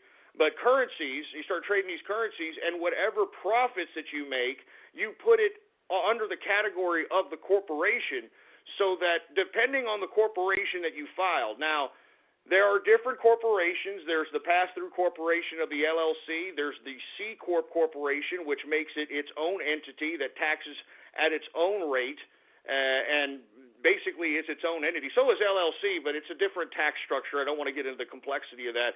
And there's something that's an S Corp, which you have to apply to the IRS. And, of course, this doesn't apply to you, Jimmy. Sorry about that. But I'm just trying to give you advice so that maybe you could look into your neck of the woods, because what you want to do is you want to be able to make this money and be able to be taxed at a lower rate. And the only way to do that, at least here in America, if you are making money in your own name, I mean, you are taxed 40+% on that money. But if you were, let's say, in an LLC or a C Corp, they are taxed at 25%. All right, 25%. Now, if you filed for an S Corp and the IRS granted you an S Corp, which is another corporation entity that I don't want to get into, you got to do your own research and read about it. But an S Corp is, I'm not necessarily saying it's exclusive to high-frequency trading, because I've even heard poker players file, believe it or not, poker players file as S Corps. It's basically a high-frequency type of situation in which it gives you a lot more write-offs, and you're taxed at 15%. Because under an S Corp, from what I understand, these businesses take more risk. And because they take more risk, the IRS gives the 15% tax rate leeway. But you have to file with the IRS, and they got to grant you the S Corp, from what I understand. Anyway, I'm getting off the subject matter here. The point is, Jimmy, I'm going gold, since you're over there across the pond, gold, silver. I would entertain some oil positions if you understand. I don't know if you have the ETF or exchange traded fund financial instrument across the pond, but that would be something to entertain in conjunction with the rise of oil. I would entertain the Bitcoin frequency trading. I know that there are people that do it consistently. I do it occasionally, for Christ's sake. There are some people that do it all the time, and they're making serious cash. It's just, it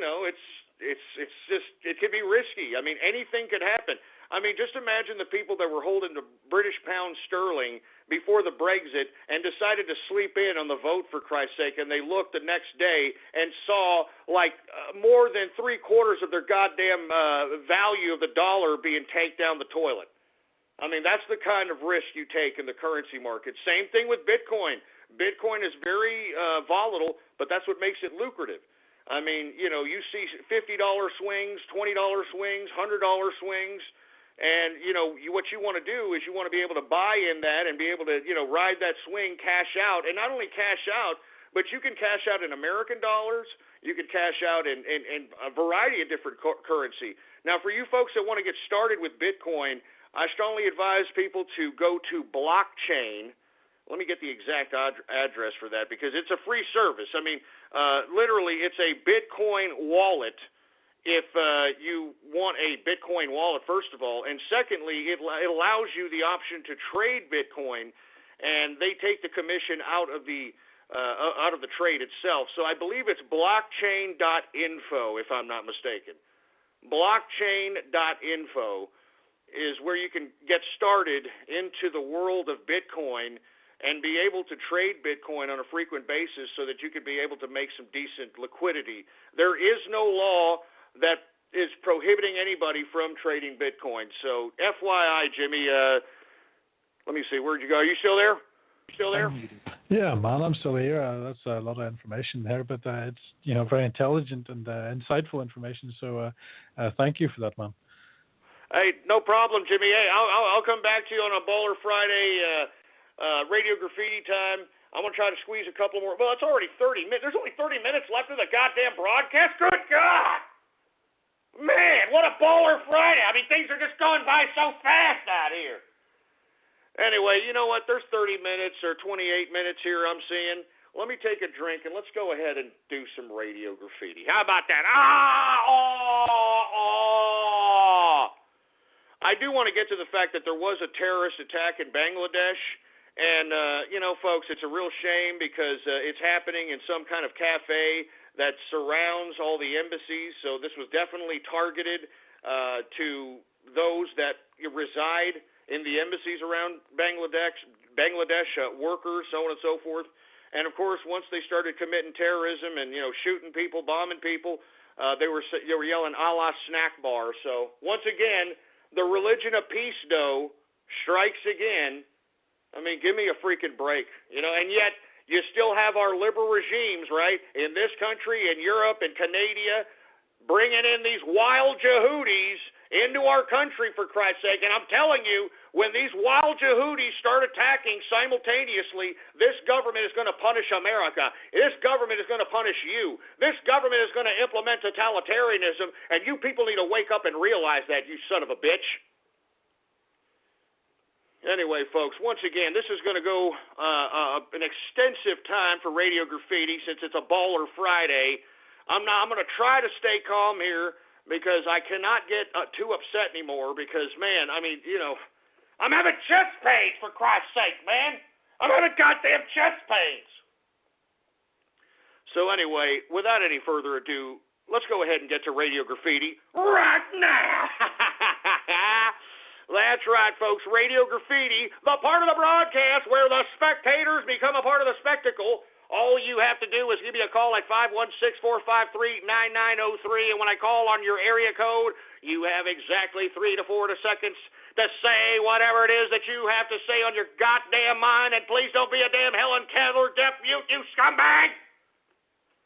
Anyway, folks, let's go ahead and get to Radio Graffiti right now. How about area code 516 Radio Graffiti, or 561 Radio Graffiti? Cheer up, SpongeBob. I know this is break you round and all right already. Cheer up, SpongeBob. I know someone who still likes. Oh, Jesus Christ, SpongeBob, really, ass crack? Really? Anyway, let's go, how about area code 727, Radio Graffiti? Oh, Jesus Christ, man. What the hell is that about? How about area code 518, Radio Graffiti? Amigos? That's you? Hey, man. Happy Baller Friday. Happy 4th of July weekend. Try to enjoy yourself and get some of that stress out. Hey, man, I really appreciate it. Thank you very much for calling in. And a happy Baller Friday to you, baby, and everybody else a part of the capitalist army. How about Anonymous, Radio Graffiti?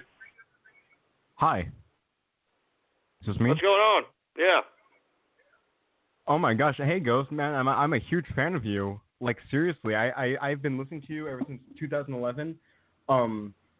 Like, I'm a little bit nervous to talk to you for the first time.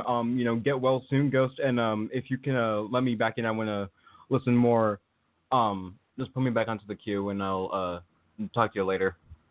All right, no problem. Hey, I appreciate you listening for so long, man. I mean, that's why I do what I do on this internet. 848 Radio Graffiti. Hey, Ghost. It's Ice Cream Capitalist. Keep you on for the third hour. Good show. Hey, thanks a lot, man. Appreciate it. Ice Cream Capitalist in the house. Keep capitalizing. We got Anonymous, Radio Graffiti. 514 Radio Graffiti. So I want to go ahead and have sexual relations with Rainbow Dash. I mean, you clapping bastard. You see what I have to put up with here, every pony? FiOS is not cable. We're wired differently, which means you can get the fastest internet available with equal upload and download speeds from 50 to 500 megs. So you can upload 200 photos before your favorite song is finished. Click the ad and switch to FiOS today to get our best offer ever. Here I am trying to do a show, and I got freaking my little human characters calling me up for Celestia's sake. I mean... Oh, my God. You got to be kidding me. You got to be kidding me. Damn it! Goddamn bronies, man. I'm getting infested by bronies. God damn it, man. Oh, my God. I'm getting called by a pony. I'm getting pony splices, for Christ's sake. I mean, good God, man. Look, I'm serious. Enough of this pony crap. I'm not joking around, for Christ's sake. Enough of the pony crap. Enough of the pony crap. Give me the mic. Give me the goddamn mic. I'm serious, man. Look, enough of the pony garbage, all right? Enough. Don't ruin my Baller Friday, ass cracks. Who the hell else do we got going on over here? How about area code 915, Radio Graffiti? Or 915, yeah, Radio Graffiti. Your intro isn't as good as Alex Jones, let alone Howard Stern's.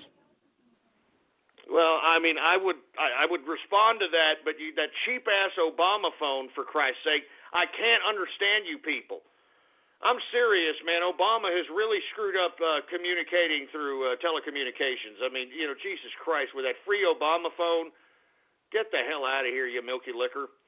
Who the hell else do we got? Area code 205, Radio Graffiti.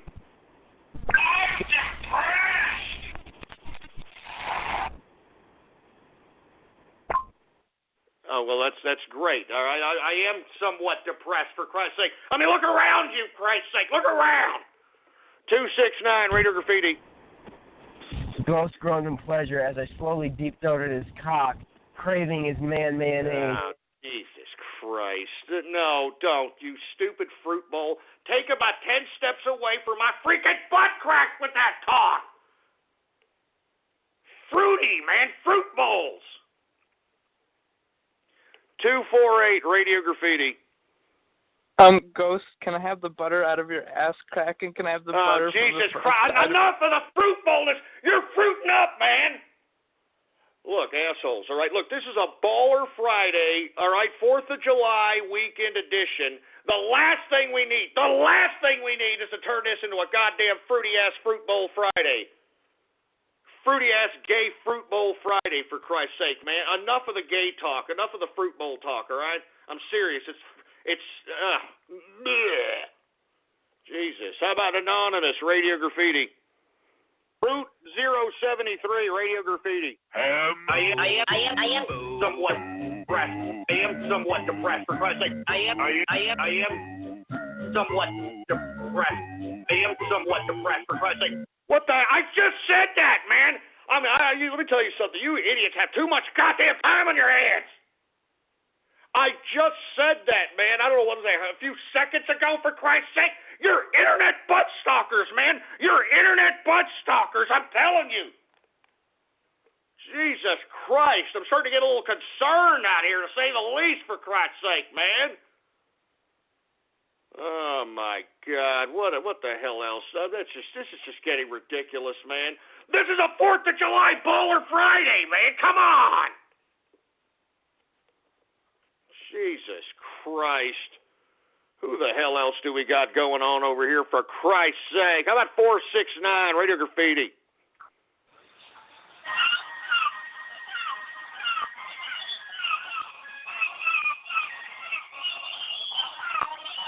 What the Jesus Christ? What is that, Flipper? What was that, a mermaid? What the hell was that, for Christ's sake? How about area code 403 Radio Graffiti?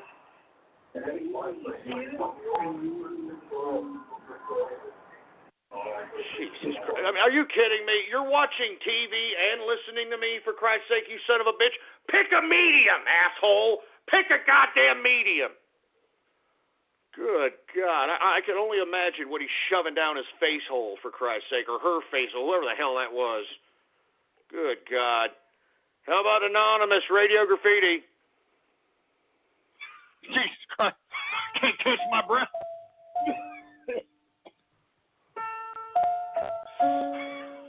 I can't catch my breath, for Christ.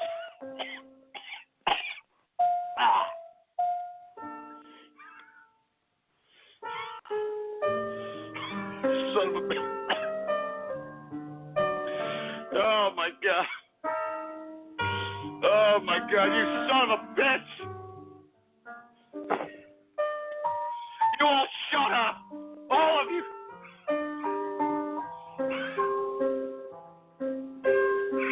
Jesus. I can't catch my breath. You know, hey, turn it out. Shut up. That's not funny, asshole, all right? That's not funny, all right? If y'all didn't listen to episode 300, for Christ's sake, I mean, I honestly believe that was a little bit, to say the least, a little bit of a contributing factor on why I had to visit the hospital yesterday. So, for Christ's sake, if you did not listen to that episode, I mean, I don't want to get into it, man. That was stupid. All right, it was just utterly stupid, and you people are not doing this to me on a damn Bowler Friday. I can guarantee you that right damn now, boy. Jesus Christ. 978 Radio Graffiti. You know when you feel the weight of sadness. You may feel exhausted, hopeless, and anxious. Whatever you do, you feel lonely and don't enjoy the things you once loved. Things just don't feel like they used to. These are some symptoms of depression, a serious medical condition affecting over 20 million Americans. While the cause is unknown, depression may be related to an imbalance of natural chemicals between nerve cells. Look, are y'all trying to make me out to be some nutcase kookster or something? Is that it? Huh? Are y'all making me out to be like Glenn Close's sister or something like that? Is that what y'all are trying to do? Make me out to be some kookster? Look, I've got a little bit of anxiety, all right? It's obviously manifesting in psychosomatic symptoms of chest pains, all right? All right, that's all there is to it. I just need to double down on the goddamn Johnny Walker Blue Label. That's all I got to do, all right? I'm not going to take no goddamn Xanax or any of these goddamn psychotropics, all right? I'm not going to do it, boy. I am not going to do it. Son of a bitch. Anyway, who else do we got going on over here? We got area code 919, Radio Graffiti. I say fuck the trolls, Ghost. Fuck them trolls good in the ass. They're stupid. Oh, great. That's just perfect, you fruit bowl. Jesus Christ. I wouldn't be surprised if you're calling from a damn shit stall in a damn public bathroom waiting to sniff somebody's underpants, you sick pervert. Who the hell else do we got? We got Anonymous, Radio Graffiti. I mean, hell, in my personal opinion, Bernie Sanders is a good piece of ass. Oh, shut up, you dumb asshole. Stupid Uncle Bernie, for crying. I'm tired of hearing about that son of a bitch already, all right? I'm tired of hearing, hey, I'm Buddy Sanders. And I want you to come over here and want you to sit on my lap because I'm Uncle Bernie. That's right, I'm Uncle Bernie. Keep donating to my political campaign, even though I'm doing nothing and I'm riding in fast, expensive sports cars because I'm Bernie Sanders. I didn't have a job until I was 40. And look at all these dumb kids that don't have jobs. That's why they're swinging from my Johnson. All right, so come on over here and come and sit on Uncle Bernie's lap. That's right. Come on over here. Now take your underwears off. Oh, yeah, there he is. Take your underwears off. Oh, yeah, it's Uncle Bernie. But keep donating to the contribution account. Take your underwears off. Oh, yeah, don't worry. I wrote about this in the 70s, all right? I wrote about this a lot in the 70s. You'll love Uncle Bernie. You'll love Uncle Bernie. Now, take a look at old One Eye. That's right. Take a look at old One Eye. Don't worry. The saggy scrotum does. Don't worry about it. Shut up! Feel the burn right up your ass. Anyway, who the hell else do we got going on over here? How about 956 Radio Graffiti? Hey, Ghost. Sorry about the way you're feeling right now, and don't listen to those trolls. And this is the last thing I'm going to say about this subject, but guys, it's ironic that we actually kill these American cockroaches, and in China they're killing them, but they're making like $150,000 a year. And Ghosts, all those big bags that they had of cockroaches, people actually buy them for medicals. Also, people also buy them to eat them. And I heard that some guy just broke one of the houses. Oh man, look, I gotta cut you off, man. I don't want to hear about eating cockroaches on 4th of July weekend. I mean, if that's how the communist government want to feed their peasant people, that's their problem. I mean, this is 4th of July where we're going to be barbecuing steaks, for Christ's sake. All right, I'm talking, big-ass T-bone porterhouse steaks. All right, I'm not joking around. All right, corns are now, what is it, $10 for $1 out here. All right, that's what I'm talking about, baby. All right, as a matter of fact, I'm going to the butcher.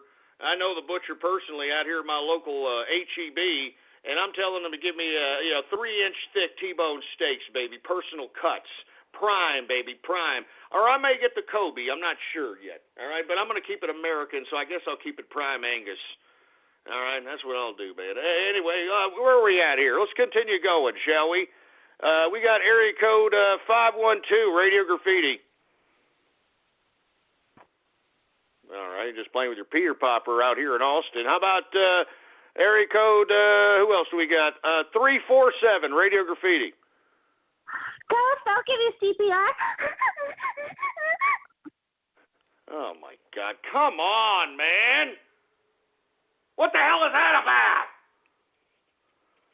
Area code 309, Radio Graffiti. 309, Radio Graffiti. Hi, Ghost. Didn't get a chance to mention earlier, man, but I wanna say thank you, man. You know, you mean a lot to a lot of us out here, the serious callers. So when these trolls call you up and chat shit, don't worry about it, man, because you do mean a lot to us, and you have a lot of influence on us. Have a good Baller Friday, man.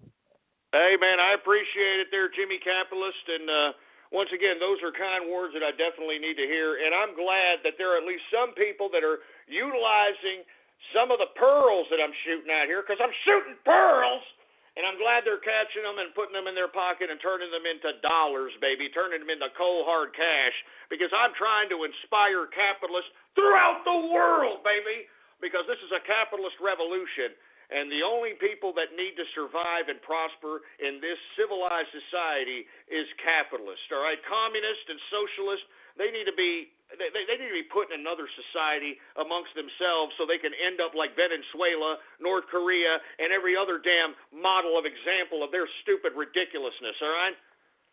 Jesus Christ, who the hell else do we got going on over here? We got area code 616, Radio Graffiti. Hey, Ghost, I'm drawing some Undertale hentai. Can I draw you as a skeleton fucking a goat mother? Shut up! Shut up! I don't want to hear about Undertale, all right? Jesus Christ, who the hell else do we got going on over here? We got area code 410, Radio Graffiti.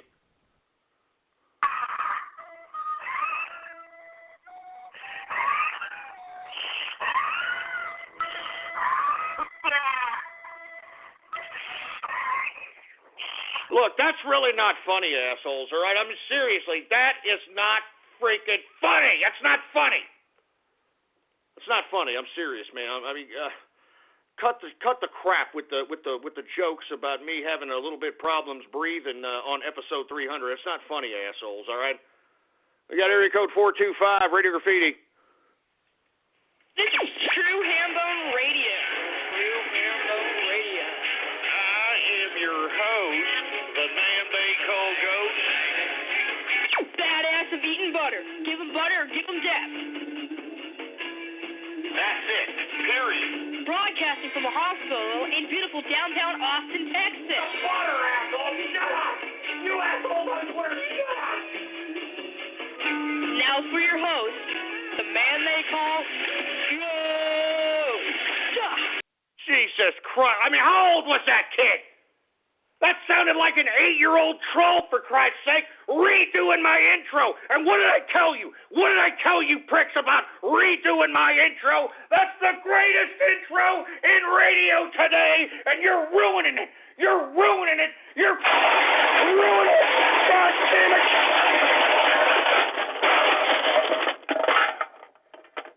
I got 8-year-old trolls now, for Christ's sake, man. I mean, there should be an age limit here when it comes to trolling. I'm not joking around. Sound like an 8-year-old, 6-year-old. I mean, what the hell?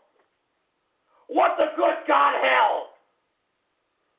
Oh, my God, man. I'm disturbed by that, to say the goddamn least, man.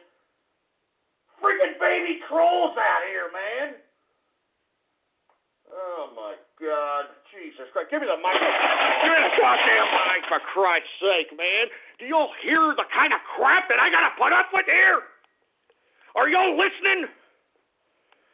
Jesus Christ. No wonder I'm half heart attacked out here.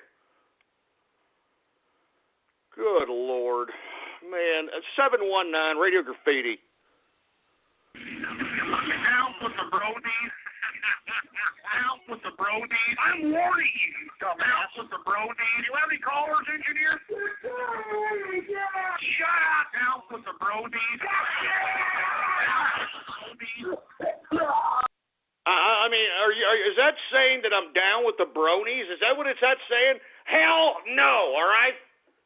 And is this correct? Am I hearing correctly? Because I hope I'm hearing wrong. The BronyCon, there's people that are actually trying to get a freaking panel for True Capitalist Radio at BronyCon. No, don't do it. I'm serious. I'm telling you, I'll implement punitive damages if that happens. I'm not joking around. All right. I mean that's not happening. That's not on my watch. I'll tell you that right damn now. All right. 505 Radio Graffiti.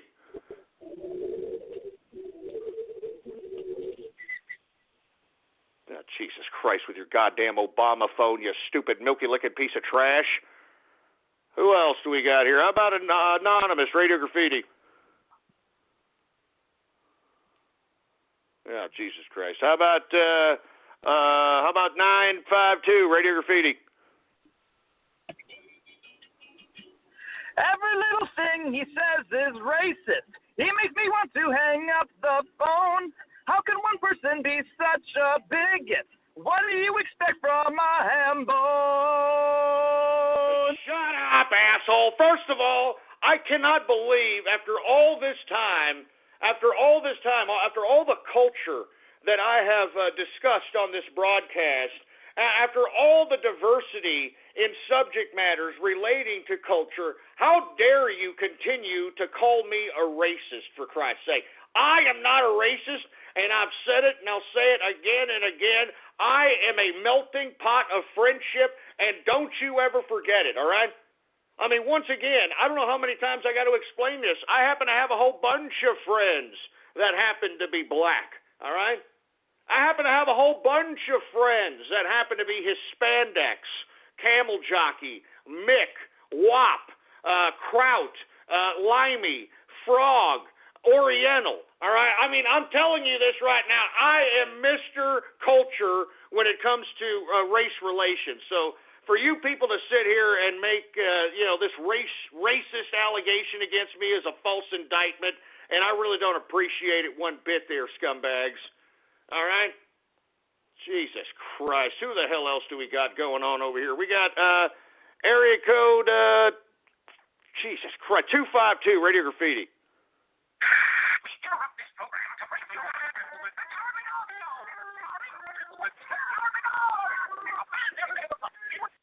Christ, what the hell is that supposed to be, for Christ's sake? We got area code 580, Radio Graffiti.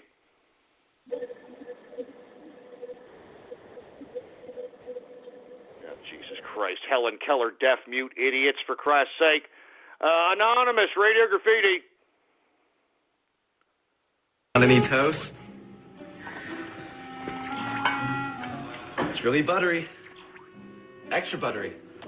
Bridge, why do you always wiggle your fingers when you say buttery? He can't help himself.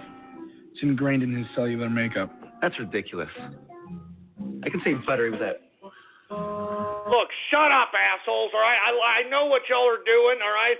Y'all are alluding to the fact the reason I had to go to the hospital yesterday is because I eat a lot of butter. It's not the butter, all right? I'm in great health, for Christ's sake. I just happen to have a little bit of an anxiety that manifests in psychosomatic symptoms, obviously, all right? I'm going to give you a break, all right? A stick of butter a day keeps the doctor away, and I'll always believe that, all right, boy? So don't sit here and try to, talk garbage about that, boy. Don't you dare. Don't you even. Don't you even. Jesus Christ. Who the hell else do we got going on over here? We've got area code 813, Radio Graffiti. This is True Bernie Radio. True Bernie Radio. Come and sit on Uncle Bernie's lap. The badass of bureaucrats. Give him socialism or give him death. Take your underwears off. Oh, yeah, it's Uncle Bernie. And now he'll take it from here. Your host, the crotch-filled, prostate-infected socialist, the man they call Bernie. Jesus Christ. What the... Damn it! All right. Look, that's enough. All right? This is supposed to be a Baller Friday, 4th of July weekend edition of my show, all right? This is my first show back from coming back from the goddamn hospital. And you idiots insist on agitating me, for Christ's sake. You insist on getting me angry. Jesus Christ, man. Give me the freaking... Give me the mic. Are y'all trying to kill me? Is that what y'all are trying to do, man? I'm serious. I'm starting to wonder that now.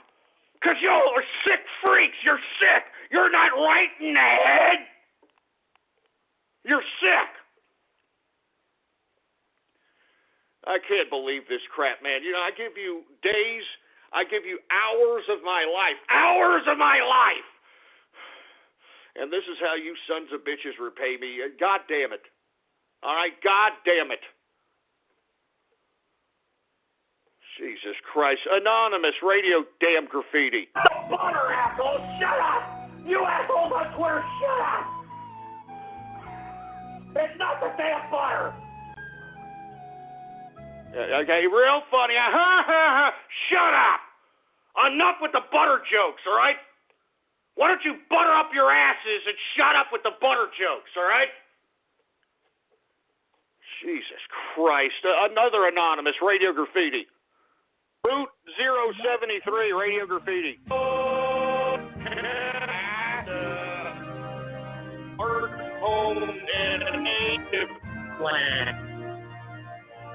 Happy Canada Day, Ghost. Oh, happy Canada Day. Oh, that's great. Even though Trudeau is taking a dirty yellow bubbly piss on Canada by bringing in a bunch of wild Jehudis so everybody in Canada can be refugee pubic hair inspectors, courtesy of the goddamn Canadian bacon, moose humping, maple leaf up the ass having government. Yeah, happy Canada Day there, boy. Who else do we got? We got another one more Anonymous, Radio Graffiti. Rejoice, Pohatu said as he thrusted his rock-hard cock into Galley. God, Jesus Christ. You see, you can't even say it because you're so disgusted, you stupid fruit bowl bastard. One more Anonymous, Radio Graffiti. Taller than a gnome, weighs 300 pounds, he's a freaking ham bone. Eating sticks of butter from his trailer park home. Talks about the markets, wishes he was Alex Jones. Wears a tinfoil hat, he's got an extra chromosome. Talking to Teutonic when he is a football. Has no life, he just runs this dumb show. Beats the engineer for not smoking his pole. Bought a can of beer, got his DNA stole. Takes his... All right, that's it. That's Enough, I'm shocked. Damn it. That's it. I'm done with this crap. I'm glad the live show is finally ended, for Christ's sake. I don't know. I don't know if I should do a third hour. And if I do, it's going to be very, very short. I can guarantee you that crap. I can guarantee you that. You've ruined my Baller Friday, assholes. I don't understand why you people insist on doing that. Give me the mic. Turn the goddamn mic. Let me tell you something, you scumbags. You people have ruined my goddamn Baller Friday 4th of July weekend edition, all right? So go screw yourselves. All right, I guess I'll be back on Monday, all right, 4 p.m. Central Standard Time every Monday through Friday. blogtalkradio.com/ghost is the official website. And follow me on Twitter, assholes, just in case I decide to have a spontaneous Sunday edition or Saturday edition. Politics Ghost is the name to follow. All one word, no underscores. Politics Ghost is the name to follow, all right? I'm not joking, for Christ's sake. So, once again, I will be back, if not this weekend, on Monday. Make sure to spread it around like wildfire and let everybody you know on the social medias, on the forum post, on the blogs. I mean, let them know that we are affected in the house every 4 p.m. Central Standard Time, Monday through Friday. Happy Baller Friday, baby! Fios is not cable. We're wired differently, which means you can get the fastest internet available with equal upload and download speeds from 50 to 500 megs. So you can upload 200 photos before your favorite song is finished. Click the ad and switch to Fios today to get our best offer ever. All right, folks. Thank you once again for tuning in with me to another edition, and this is the post-show edition of the True Capitalist Radio broadcast. And whether you're listening to me live or in the archive, I definitely want to thank you very much for tuning in with me. Once again, folks, I just want to allude to the fact that I really thought I was under some serious conditions yesterday. I went to the hospital. I thought that I was, having a problem. Lo and behold, I have anxiety. And I want to be very candid with you folks here in the post-show edition hour that, it scared me a little bit, all right? It scared me a little bit. I thought that I was like Sanford from Sanford and said, "Oh, this is the big one, baby. This is the big one right here. I know it is, baby. This is the big one right here, baby." I almost felt like that asshole. So, thankfully, it's just anxiety, and I'm going to try to stop being as stressful. But look, folks, I do this broadcast, all right? On top of delivering market news and the reality of the criminal corruption of bureaucrats today, I've got these freaking trolls, man. You know what I mean? Like, you hear them, right, folks? I mean, give me a break.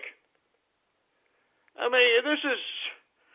been dealing with these trolls, folks, since like 2009, man. I'm not kidding around. All right? And they've never stopped ever since, man. I mean, I even took a 5-year hiatus, and they're still around. All right? They're still goddamn around, and it makes me sick.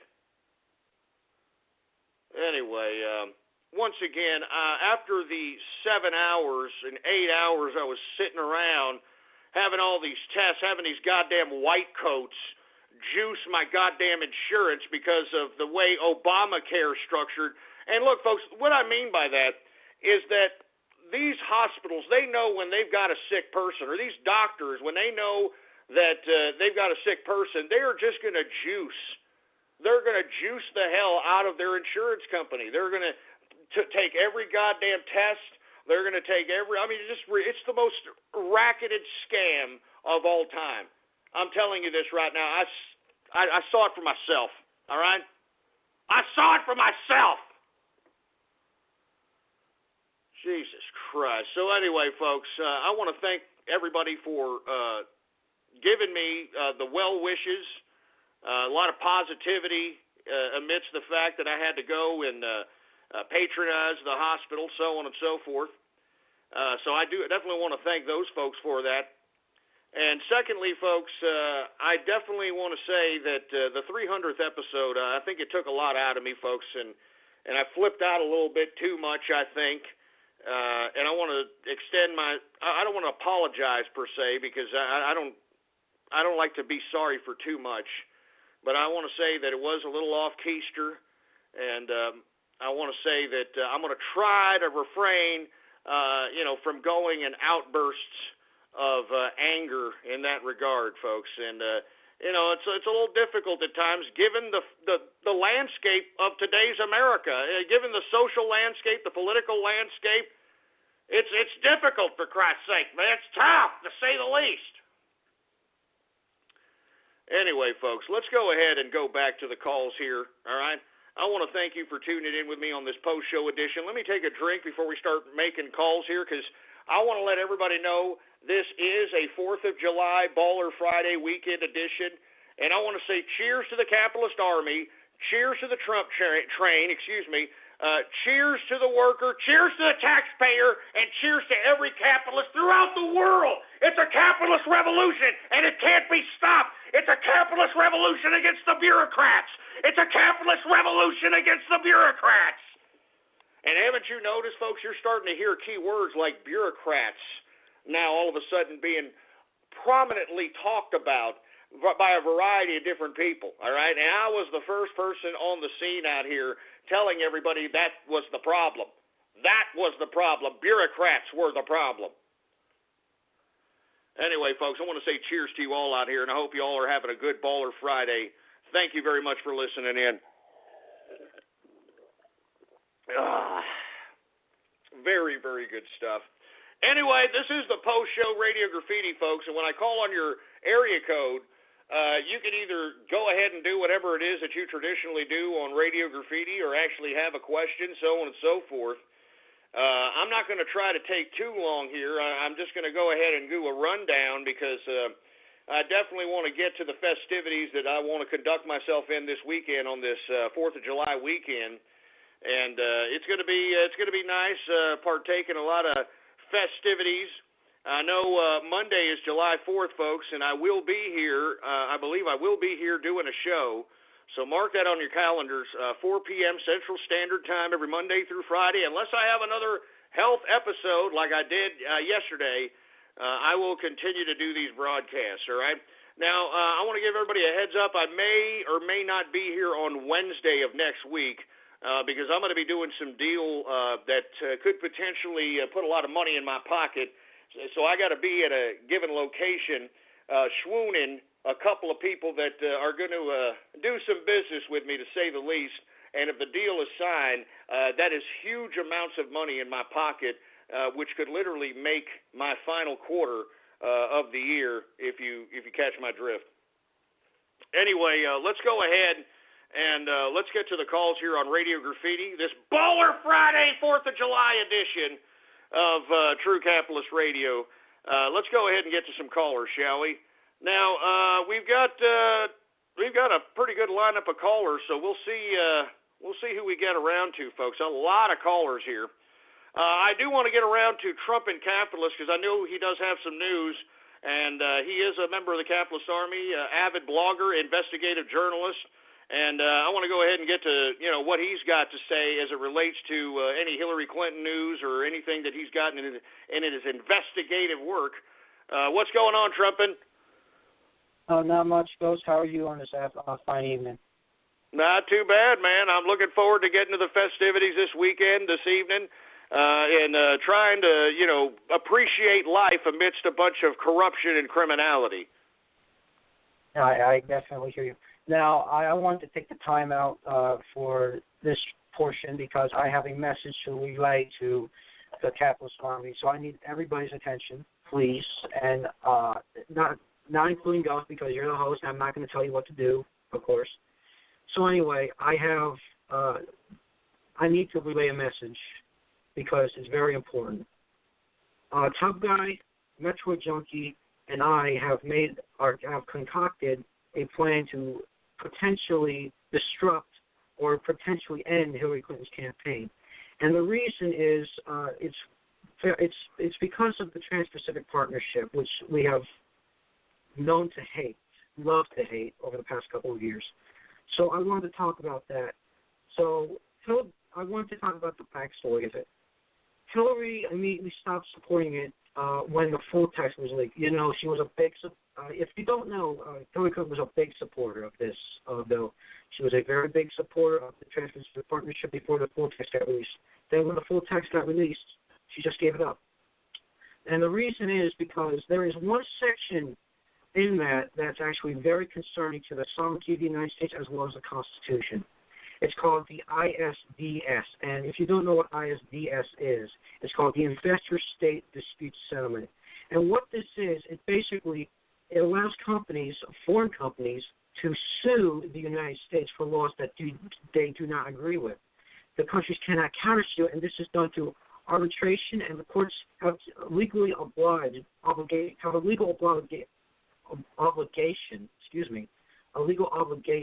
to review this case. So this means a Vietnamese cigarette company could sue the United States because it's illegal to sell cigarettes to children. So they can just sue the United States, and the courts have to hear it because it's a legal obligation. And they can overturn a law, and therefore they can sell cigarettes to children after the law is repealed. So not only does it undermine the sovereignty of the United States laws, but it also undermines the integrity of the Constitution. Well, yeah, not only did she support this, she helped construct this particular TPP.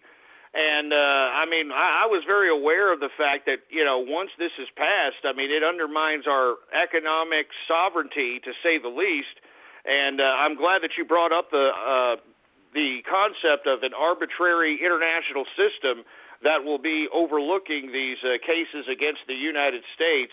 And this is what's really troubling as it relates to Hillary Rodham Clinton.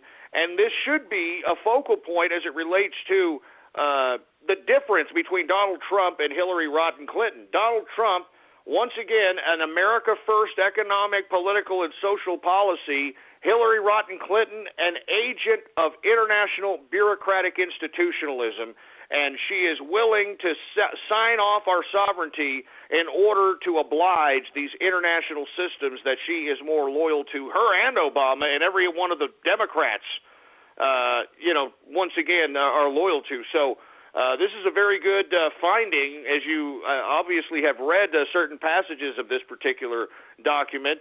And, these are the kinds of things that we need to put out on a consistent basis. Now, what is your plan of action in relation to making sure this particular information is amplified? Well, first and foremost, me, Tough Guy, and Metro Junkie all collaborated to work up this plan. So I want to give a big thanks to those two. And we need lawyers because the law in that section is very vague.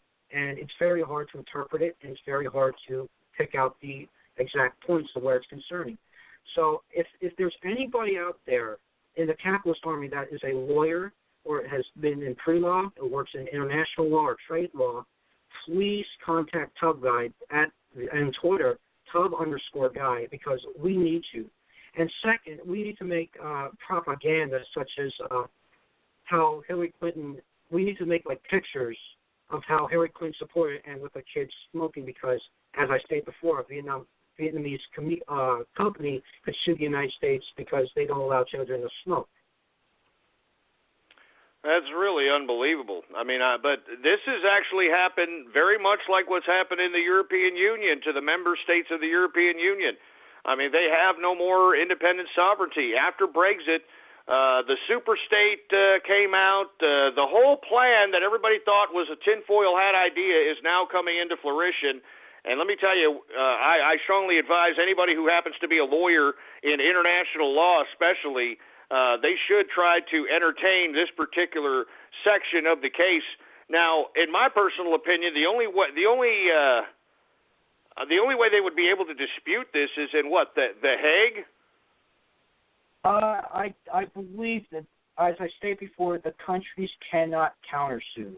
They cannot countersue because it's done by arbitration and legal obligation. So if a country sues, let's say China sues the United States for something, the United States cannot countersue. So basically, they have to have the court. They have to have the proceedings. So basically, either way, the United States has to allow the court case to go through.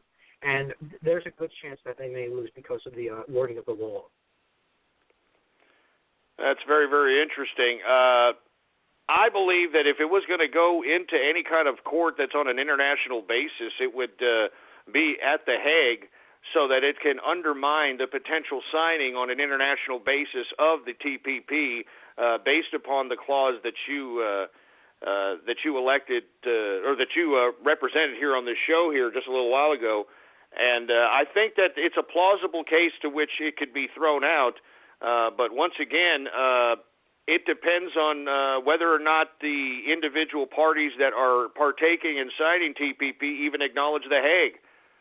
So it's a really tricky situation that we're in here, and I believe that we should just eliminate it and scrap it altogether, which is what Trump has alluded to when he gets into office as it relates to the TPP.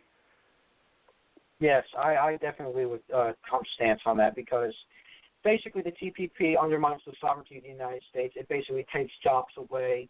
It's a disaster. It's an absolute disaster. It needs to be rewritten or just completely struck off the table, gone forever. But anyway, as I want to finish up here, we need lawyers. We need people who are good in Photoshop and can make anti-Hillary propaganda that can make like a picture of a kid smoking, how Hillary supported such a thing back before the TPP text was even released. So, ladies and gentlemen, we need your help. And if you are a lawyer, if you're interested in helping us with this operation, please contact Tub Guy on Twitter, Tub_Guy. Please contact Metroid Junkie, or please contact me, and we will give you the rundown of what you need to do and the background behind this operation. Well, that sounds like a plan, man. I'm really appreciating you guys getting together and trying to take down this Hillary Rotten Clinton. I mean, every contribution by every one of us really, really counts. So props to you, props to Tub Guy, props to Metroid Junkie. You want to go ahead and give your Twitter name, address, and so on and so forth? Oh, absolutely. The blog is thegodofrage.wordpress.com. My Twitter username is thegodofrage, capital T, capital R. So thank you very much for having me onto the show. I really need to get this out because it's important and it needs to be addressed, and we need everybody's involvement as much as possible so we can bring down Hillary Clinton and make a path for Trump to win in November. Thank you very much. Hey, thank you very much, Trump and Capitalist. Once again, that's a very interesting insight. If we happen to have any lawyers within the listening vicinity, please contact Tub Guy and see if you can't initiate some sort of litigation as it relates to this clause of the TPP, which is a very precarious situation which undermines our whole, not only economic sovereignty, but business law, according to this particular clause here. So very interesting find. And once again, it just takes those of us that are within the capitalist army and the Trump train to take these initiatives so that we can make sure that Donald Trump is elected president and we can start making America great again and take all this commie socialist garbage that has been forced down our throat for the past 8 years and shove it right up the Democrats' ass.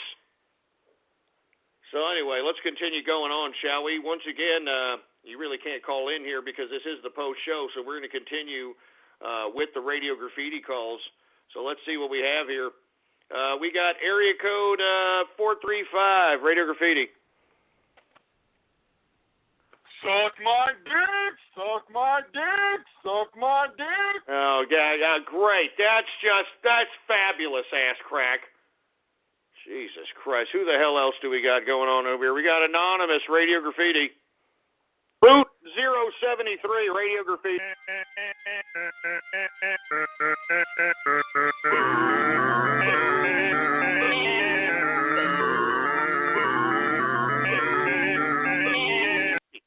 Christ, man. Enough of the remixes, man. Can't y'all just give me a break for a freaking Baller Friday 4th of July weekend? I just got out of the hospital, for Christ's sake. Oh, my God, you don't care. Look at you people. You don't give a crap. Look at them. You don't even care. Good Lord. Who else do we got over here? We got Anonymous, Radio Graffiti. Beneath and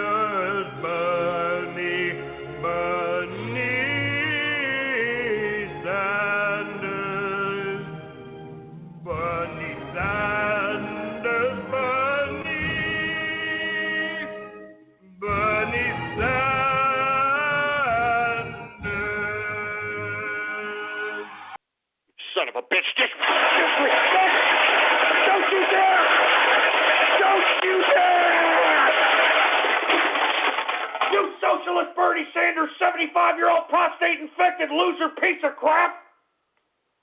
How dare you do that on this Baller Friday 4th of July weekend? How dare you? How dare you, you piece of trash? How dare you? Good God. I can't believe you scumbags did that, for Christ's sake. And screw Bernie Sanders. I'm tired of that old prostate-infected prick. Anybody who is still supporting this idiot is a moron, is a complete and utter absent-minded, stupid, sphincter-fingering asshole. Still donating to this old man's campaign. He's taking your money and running, you moron. You're funding this old bastard's retirement, you stupid, dumb imbeciles.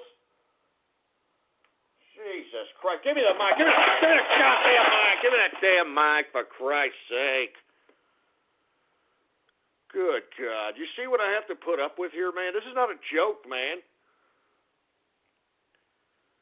Anyway, who else do we got over here? How about 408, Radio Graffiti? Hey, Ghost. Happy Baller Friday. Hey, happy Baller Friday, man. Hey, sorry, I'm moving out of the machine shop. It's a little loud in here. There we go.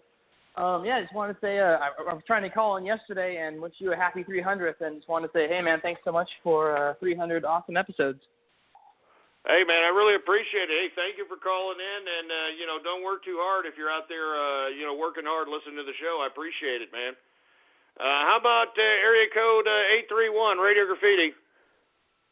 Hey, Ghost, Kermit the Frog here, calling to tell you that once I get a signed can from you, I'm going to make a big hole in it and make my very own Miss Piggy-shaped fleshlight. Oh, yeah. Oh, you son of a bitch. Shut up, Kermit. You're a perverted piece of crap.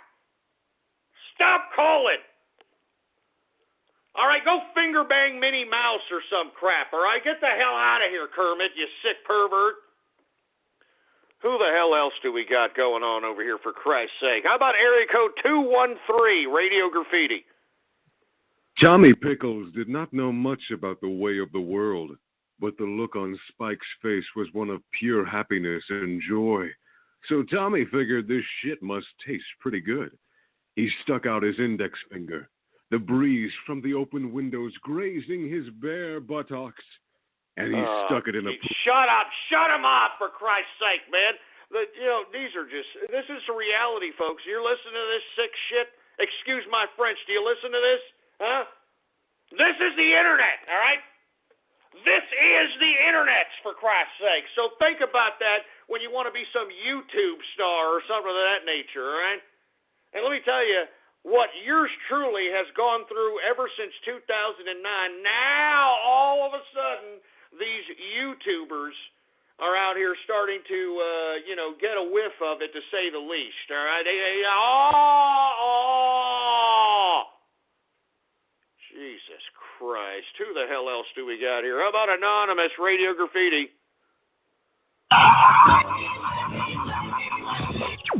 This is True Equestrian Radio. True Equestrian Radio.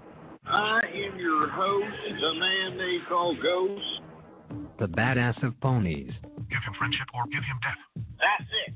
Period. Broadcasting from the castle of the Royal Pony Sisters deep in the ever-free forest. You sound prettier than a box of Fruit Loops, for Christ's sake.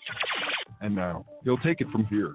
The bringer of harmony, the pony they call Ghost. Goddamn bronies! Damn it, you sick, twisted, clopper bastard! Damn it! God damn it! You clopping bastards! We're shooting pearls, but you clop and hesitate, you fruitful bastards! Son of a bitch, man! God damn it! I'm infested by bronies! God! Oh my God.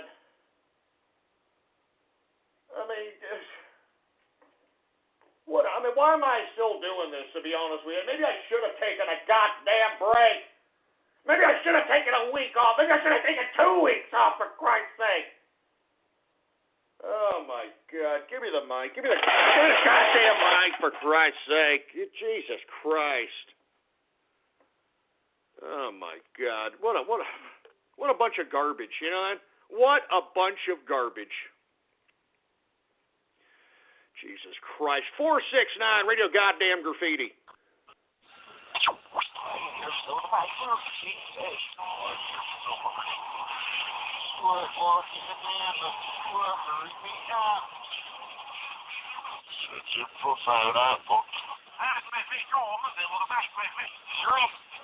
No, don't do it. Don't do it. Shut up.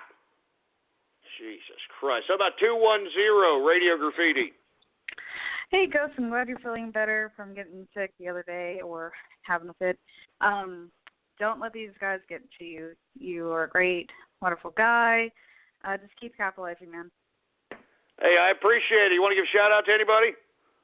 Oh, yeah. Shout-out to Tub Guy and the rest of the Capitalist Army that are trying to take down Hillary Rotten Clinton. I actually wound up getting the displeasure of having her send me mail, but I actually tweeted you about her begging me, someone on the Trump train, for money to support her campaign. I thought it was really stupid. Oh, my God. Hey, well, take it easy on this Baller Friday. Happy 4th of July.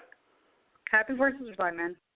Hey, thanks a lot, man. Hey, can you believe that? Hillary Rotten, I'm telling you, it just never fails with Hillary Rotten Clinton, man. And I'm telling you, she's not going to be indicted because she knows where the bodies are buried. And if she's indicted, then she is going to make sure that Barack Obama is the first to testify, making him complicit in the actual crime, which would make a constitutional crisis, which would bring the government down. And that's what I've alluded to the whole time since I've been broadcasting, that Hillary Rotten Clinton knows where the bodies are buried. And it seems to me now that she is not going to be indicted.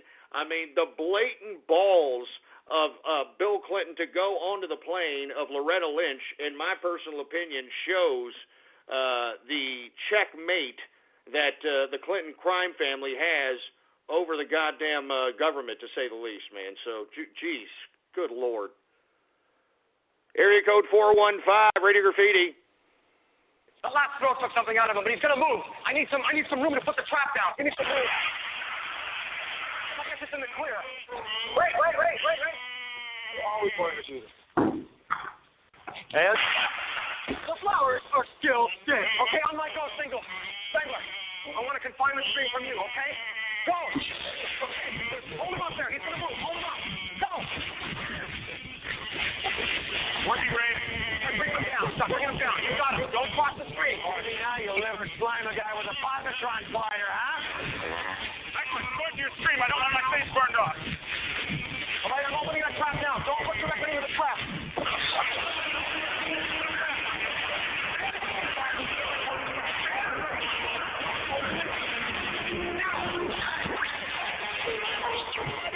All right, we get it, for Christ's sake. And as a matter of fact, what a cinematic tragedy that the Ghostbusters franchise is going to be completely demoralized because of these freaking fatties and uglies that they got going on for the new Ghostbusters, for Christ's sake, trying to shove that down our throats like this is the new empowerment of women. You know what I mean?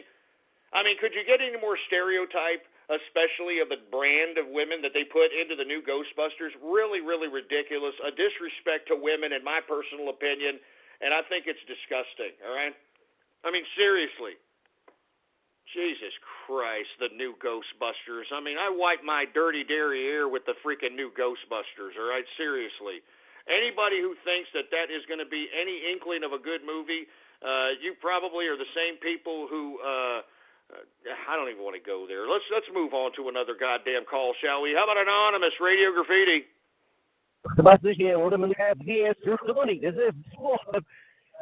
Yes, but I got very here. No, don't be doing that crap backwards. You understand that? Don't you dare. Don't you even dare, boy. FiOS is not cable. We're wired differently, which means you can get the fastest internet available with equal upload and download speeds from 50 to 500 megs. So you can upload 200 photos before your favorite song is finished. Click the ad and switch to FiOS today to get our best offer ever. Who else we got? We got 508 Radio Graffiti. Hey, Gus, I think all the people who feel the burn, I think we might have taken out that burn. I think we poured a big bucket of water on that burn. No, I think we extinguished that burn, to say the least. And those that are still following Uncle Bernie over here, they're ridiculous. They're mindless. They're idiots. They're not living in reality. I mean, hey, this is Uncle Bernie. That's right. Come on over here. Take your underwears off. Oh, yeah. Oh, keep donating to the campaign. Oh, yeah. Oh, Uncle Bernie. Uncle Bernie. Call me Uncle Bernie. Call me Uncle Bernie. Call me Uncle Bernie. You hurt me. Oh, you hurt Uncle Bernie. Oh, Jesus Christ. Who the hell else do we got going on over here? How about 909 Radio Graffiti?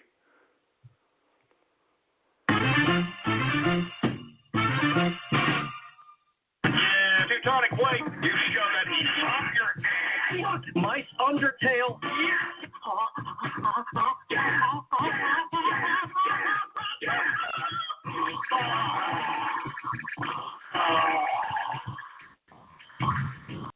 You know, you guys are sons of bitches. You know that? I'm serious. Enough of that. Stop player hating on the plague. Stop player hating on the plague, man. Jesus Christ, man. Oh, my God.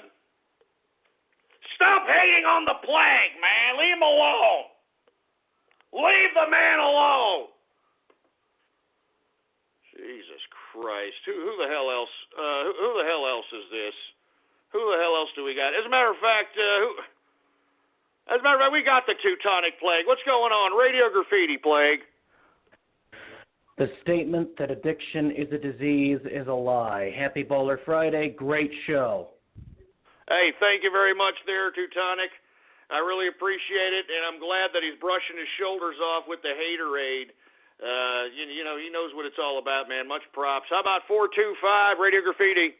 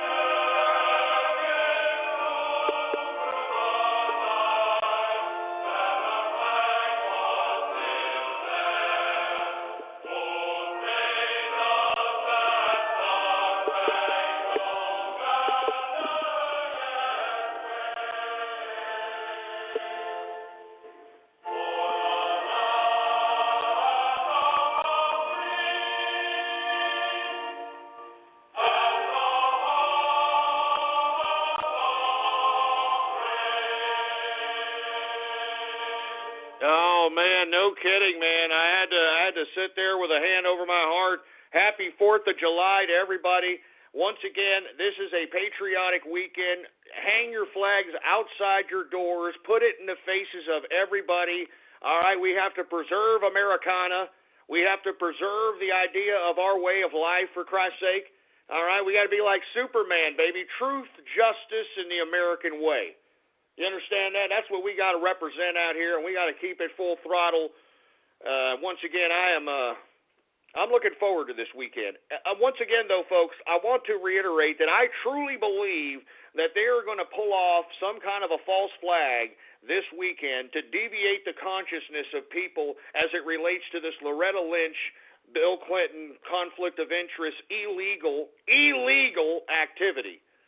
I personally believe it, so please be on the lookout for that. If by some chance something like that happens, I am going to try to broadcast this weekend in an attempt to let everybody know that we need to get it out, that this was pre-planned, Okay? And once again, folks, if something does happen, I strongly advise you to take this particular episode and coincide it with whatever happens this weekend just to prove that yours truly is the prognosticator of prognosticators. I hope nothing happens, though. I really hope that I'm just, kind of overanalyzing things, but I doubt it. All right? I see there's just too much blatant corruption. You even got the left-wing media propaganda machine, MSNBC, even questioning this whole Loretta Lynch situation. I mean, it's getting it stinking to high hell, to say the least. All right? Anyway, folks, let's take a couple of more callers here, and then I'm going to get the hell out of here so I can enjoy my Baller Friday 4th of July weekend, baby. All right? Anonymous Radio Graffiti. Who's that Pokemon? Oh, it's the Mudkips. It's Pikachu.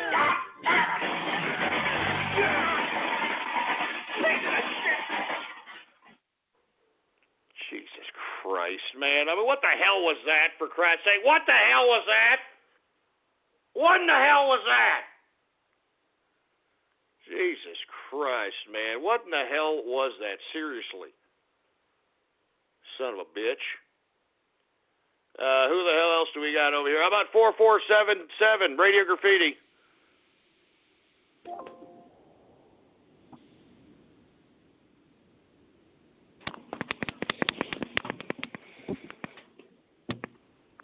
Jesus Christ, he's fapping or something, for Christ's sake. Good God! Who the hell else do we got over here? We got area code 410 Radio Graffiti. Happy 300th episode from the trans-testicle community, Gus. Happy baby. Oh, Jesus Christ. Well, I appreciate your patronage, but how about take about 10 steps away from my freaking butt crack with that talk, all right? I mean, I don't care. I'm like I said, I've actually have said that the trans-testicle community should literally disassociate themselves with the LGB community, because I don't think that they are on the same wavelength as it relates to the strife that they, are putting themselves through. Now, I've gone through this time and time again. I don't want to go through it again, but I don't think it's a coincidence why the trans-testicle community is listening to yours truly, because, first of all, I'm throwing around manly dominance around these internets like it ain't shit, first of all, so I'm sure that makes them feel funny in the pants. But secondly, they understand the rhetoric and the substance that I put on the debating table as it relates to their situation. And they know that I am putting a spotlight on the fact that the left-wing liberals, they don't care about the trans-testicle strife. They just care about the political exploitation that they could utilize in relation to the trans-testicle community. So thank you there, tranny, excuse me. How about 814 Radio Graffiti? I'm calling paramedics and your family, Mr. Miller. Phone, I can't get up. Prosthetic help immediately goes. See? Protect yourself with Life Call, and you're never alone. To get complete free information by mail about this affordable medical emergency response system, call toll-free now. Life Call can save your life. Jesus Christ. Shut up, all right? Shut up! Yeah, real funny, jerk dick. Real funny. Look, I was just in the hospital yesterday. Give me some respect. Jesus Christ. How about 708 Radio Graffiti? 708, you there? Oh, Jesus Christ. How about area code 210 Radio Graffiti? Radio Graffiti. Attention, pirate radio station. This is an FCC search and destroy vessel, and you are violating FCC regulations. Shut him up, for Christ. I'm not even going to finish it. Shut it off. Oh, that really scares me. Drop the hammer.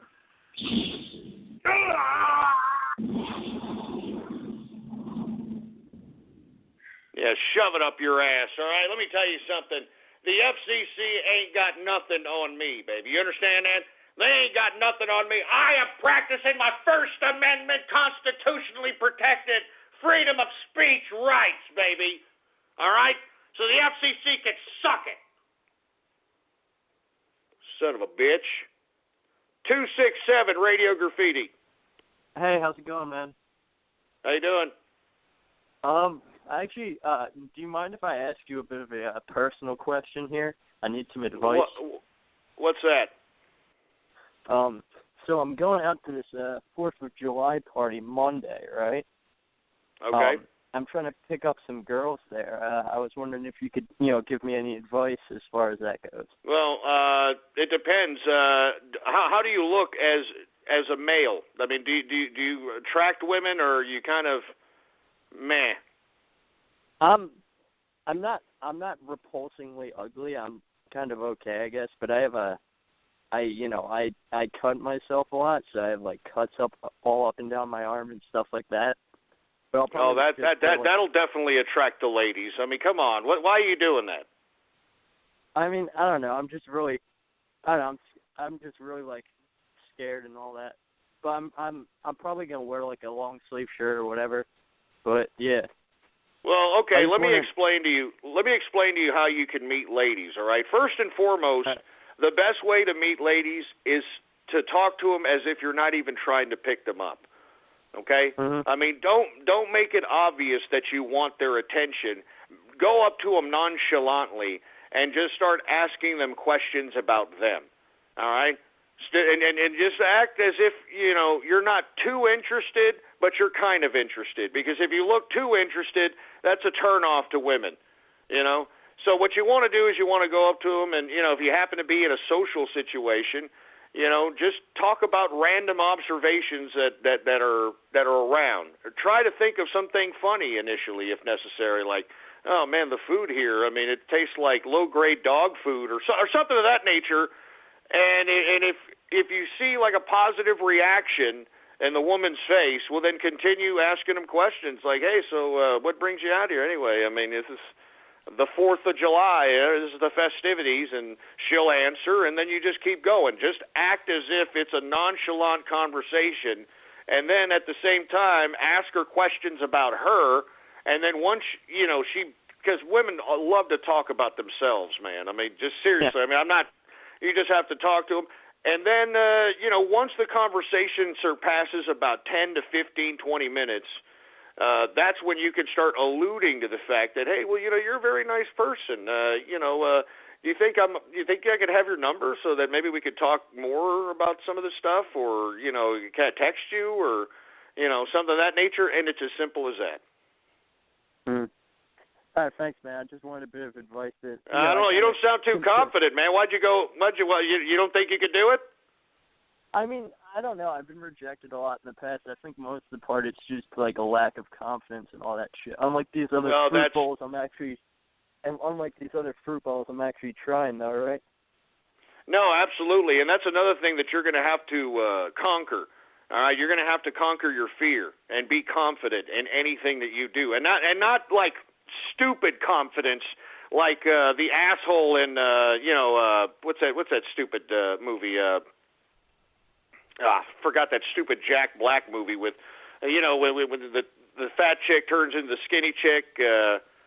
I forgot that. Yeah, I know the movie. Shallow Hal is what I'm talking about. Yeah, Shallow Hal. Okay, yeah. That's false confidence. That's why the character Jack Black in Shallow Hal, even though he thought he was the best thing since sliced bread, and he went up to every woman, it was false confidence.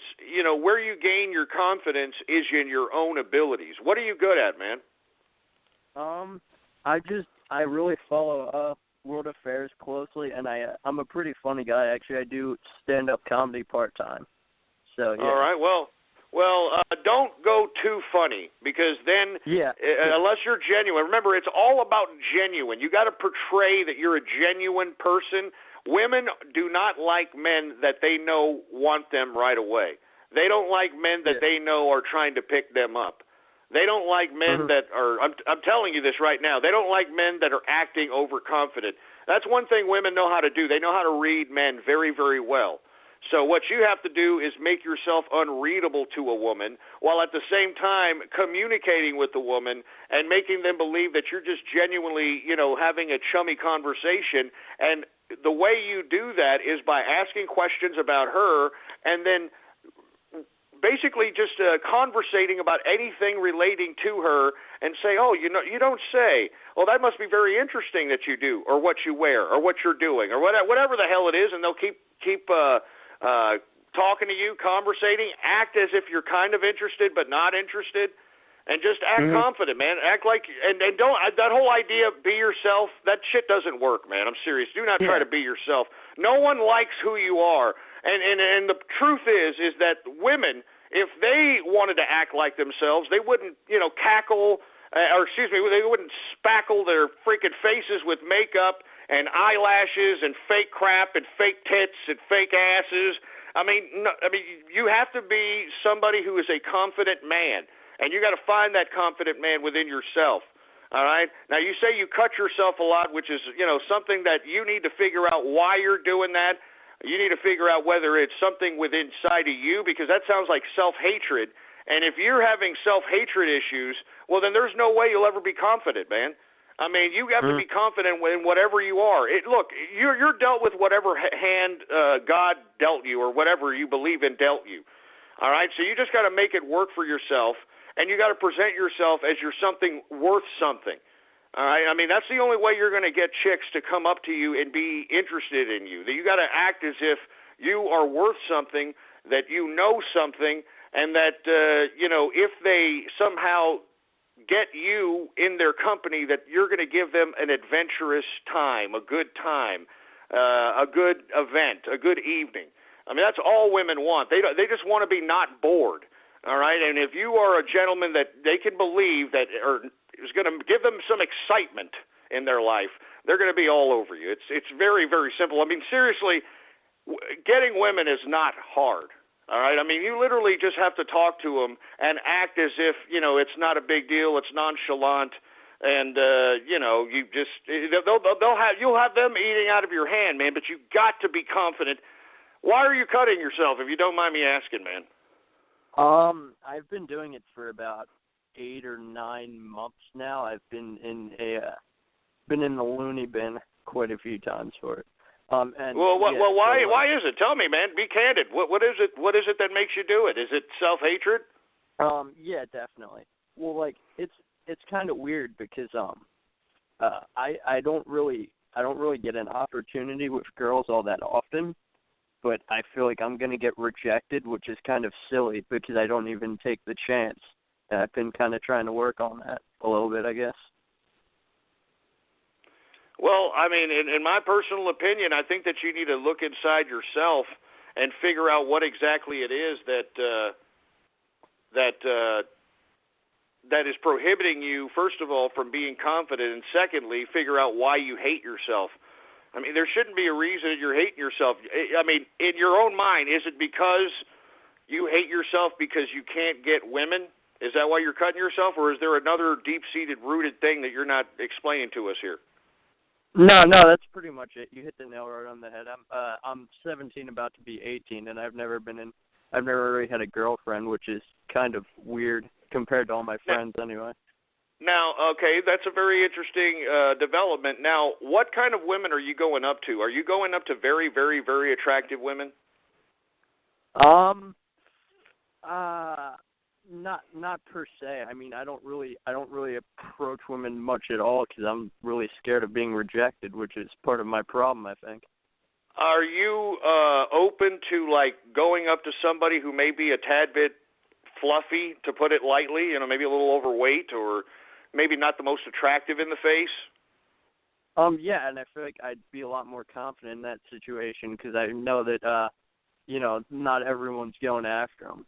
But yeah. Well, and not to mention, you should, approach them in the same regard, because to be honest with you, you just need the confidence of being with somebody and somebody mutually wanting to be with you for you to get over whatever it is that, you're obviously cutting yourself or, self-hurting yourself about. So, I strongly advise maybe you might be shooting a little too high, as it relates to, the kind of women you want. I mean, people have to be honest with themselves and realize that, hey, Hollywood and the pornographic industry and all these other entertainment industries, they tell us that, the hottest looking chick is a certain image, but in actuality, that's not the basis of a relationship. A basis of a relationship is not based upon looks, and if you base a relationship based upon looks, it is doomed to fail.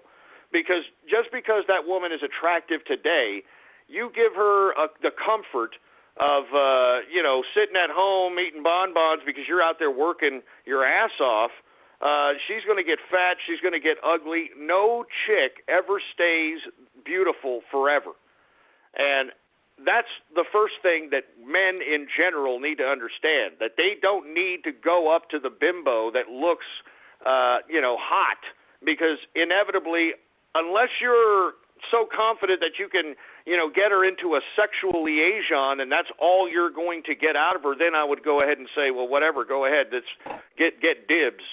But in my personal opinion, 9 times out of 10, women that look beautiful, quote unquote, are the hardest women to get unless you've got money. So try to steer clear of women that go out of their way to look sexually attractive because they're for sale. What's up with your calendar? I replace all the days of the week with sandwiches. Because at Subway restaurants, every day there's a different sub of the day. Fair enough. Yeah, each day I can choose a different 6-inch sub for just $3.50, or get it as a foot-long sub for $6. So why is today circled in red? Oh, today's my anniversary. Oh. Maybe you should... Yeah, I gotta go. Subway. Fresh is what we do. Limited time only. Prices and participation may vary. Additional charge for extras and deluxe, plus tax where applicable. Sandwiches prepared in front of you. You know what I'm saying? Yeah, I understand. All right, thanks for the... all right, well, man, I wish you luck, man. I mean, don't try to set yourself too high. All right, try to, maybe look for some fatties and uglies, and I'm not saying you got to be with them forever, man. Just, try to challenge, try to get that first challenge, get that first chick to call you and want to talk to you and want to go out with you and want to, play with your private parts or something of that nature. You're 17, that's what I'm saying. All right, but you have to be confident, and you've got to treat them and be able to pursue the situation in which they voluntarily want to do that for you. You know what I mean? So that's all there is to it, all right? Anyway, folks, I'm going to end that there because I refuse to sit here and be badgered anymore on a Baller Friday.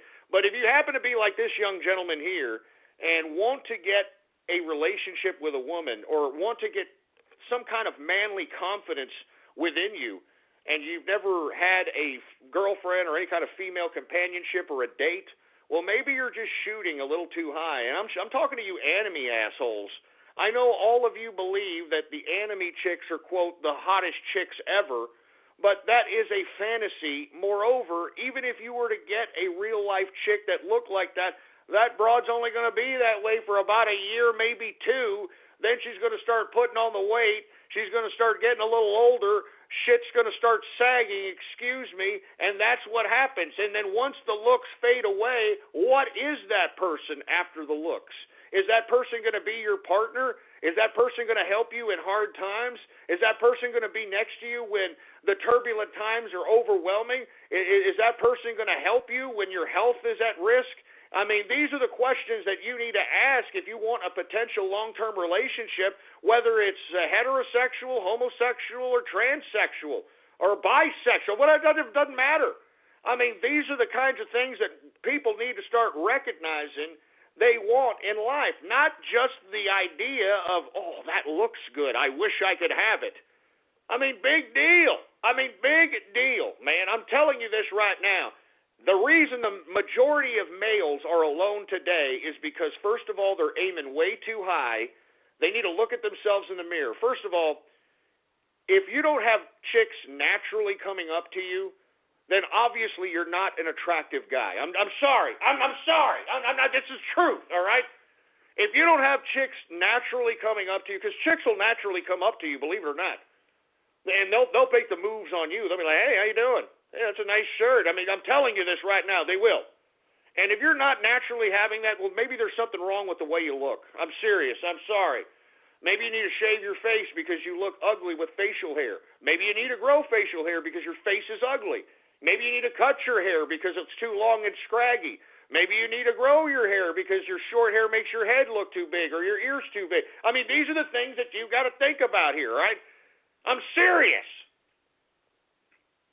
All right? You've got to make yourself look like you're a man. You got to make yourself look like if you're not successful now that you're going to be successful, that you're confident.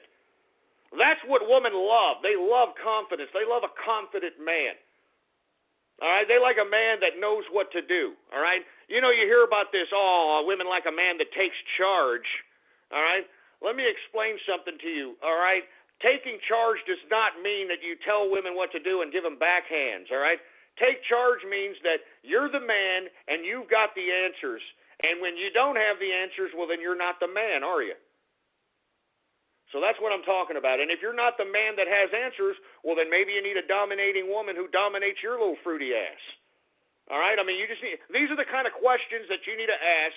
These are the kind of things that, as a male, you need to start asking yourself, and you need to start telling yourself. All right? If women are not naturally coming up to you and trying to talk to you and conversate with you, then you're not a very attractive person. So that means that you are going to have to be the communicator, that you are going to be the one that has to talk to these women. And I'm telling you this right now, don't go up to women with the intention or having them even feel the inkling that you are trying to get in their pants, that you want to get their number. The easiest way to get a woman eaten out of your hands is to act like you're nonchalantly talking to them in casual conversation. Make them laugh, make them smile, make them feel safe.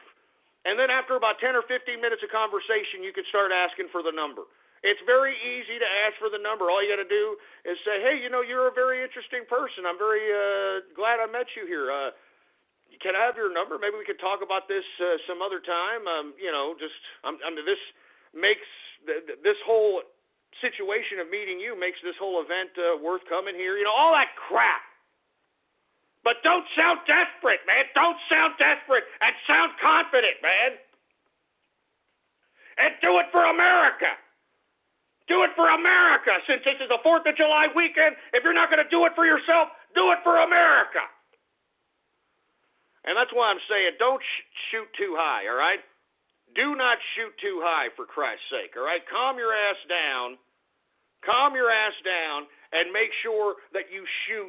If women aren't coming up to you, then maybe you should shoot for the fatties or uglies, all right? And once you get a fatty or ugly to play with your private parts, then as a man you start growing a little bit and realizing that, hey, well, maybe I'm not a pathetically anal loser. Maybe chicks do want me, so on and so forth. All right? So anyway, folks, I want to thank everybody for tuning in with me. I didn't realize I was going to stay here for the whole third hour. But once again, I want to thank everybody for tuning in with me for this Baller Friday 4th of July weekend edition, folks. I mean, I'm excited, but once again, be careful by a potential false flag or a potential terrorist attack this weekend, because there's so much corruption and criminality surrounding the Clintons, surrounding Loretta Lynch, surrounding Obama. They have to do this so that they can deviate the minds of the American general public from the actual facts of the matter, that this is a corrupt, criminal, bureaucrat government. Anyway, I'll be back Monday, 4 p.m. Central Standard Time. All right, blogtalkradio.com/ghost. is the official website, all right, blogtalkradio.com/ghost. And, of course, folks, follow me on Twitter, baby. All right, Politics Ghost is the name to follow. All one word, no underscores, Politics Ghost. Anyway, folks, I want to have a great weekend. I hope that you have a safe 4th of July weekend. Enjoy it. And if you're out there at one of these parties, take my advice as it relates to the females, all right? Don't overshoot yourself, all right, and be confident, but don't act as if you want them, all right? Act as if it's a casual conversation, and when you have a casual conversation and you see a smile every now and then on the woman's face, you make her laugh. After about 10 or 15 minutes, you ask for the number. And if she says no, well, then stop wasting your time and move on to somebody else. It's as simple as that, all right? It's as simple as that. Anyway, thank you very much for tuning in with me. Politics Ghost is the name to follow, all right? And listen, you want to follow me because I may do a damn weekend edition show. So Politics Ghost is the name to follow.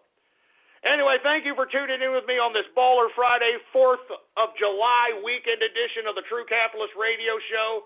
All right, whether you're listening live or in the archive, thank you for listening to me. Long live the capitalist army, and death to feminism, death to socialism, death to communism, and death to totalitarianism. You see, my dog hates communists.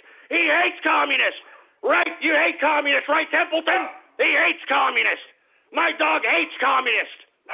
Anyway, thank you for tuning in with me on this Baller Friday, 4th of July weekend edition. Have a safe 4th of July weekend, folks, and let's make America great again. Long live the capitalist army, baby. I am out.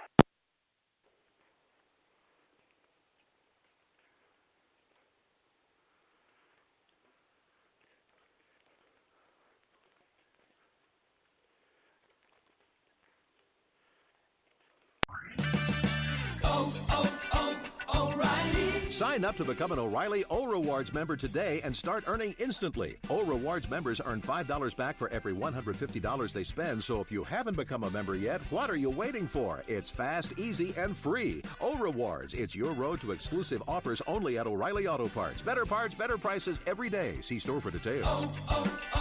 O'Reilly Auto Parts. FiOS is not cable. We're wired differently, which means you can get the fastest internet available with equal upload and download speeds from 50 to 500 megs. So you can upload 200 photos before your favorite song is finished. Click the ad and switch to FiOS today to get our best offer ever.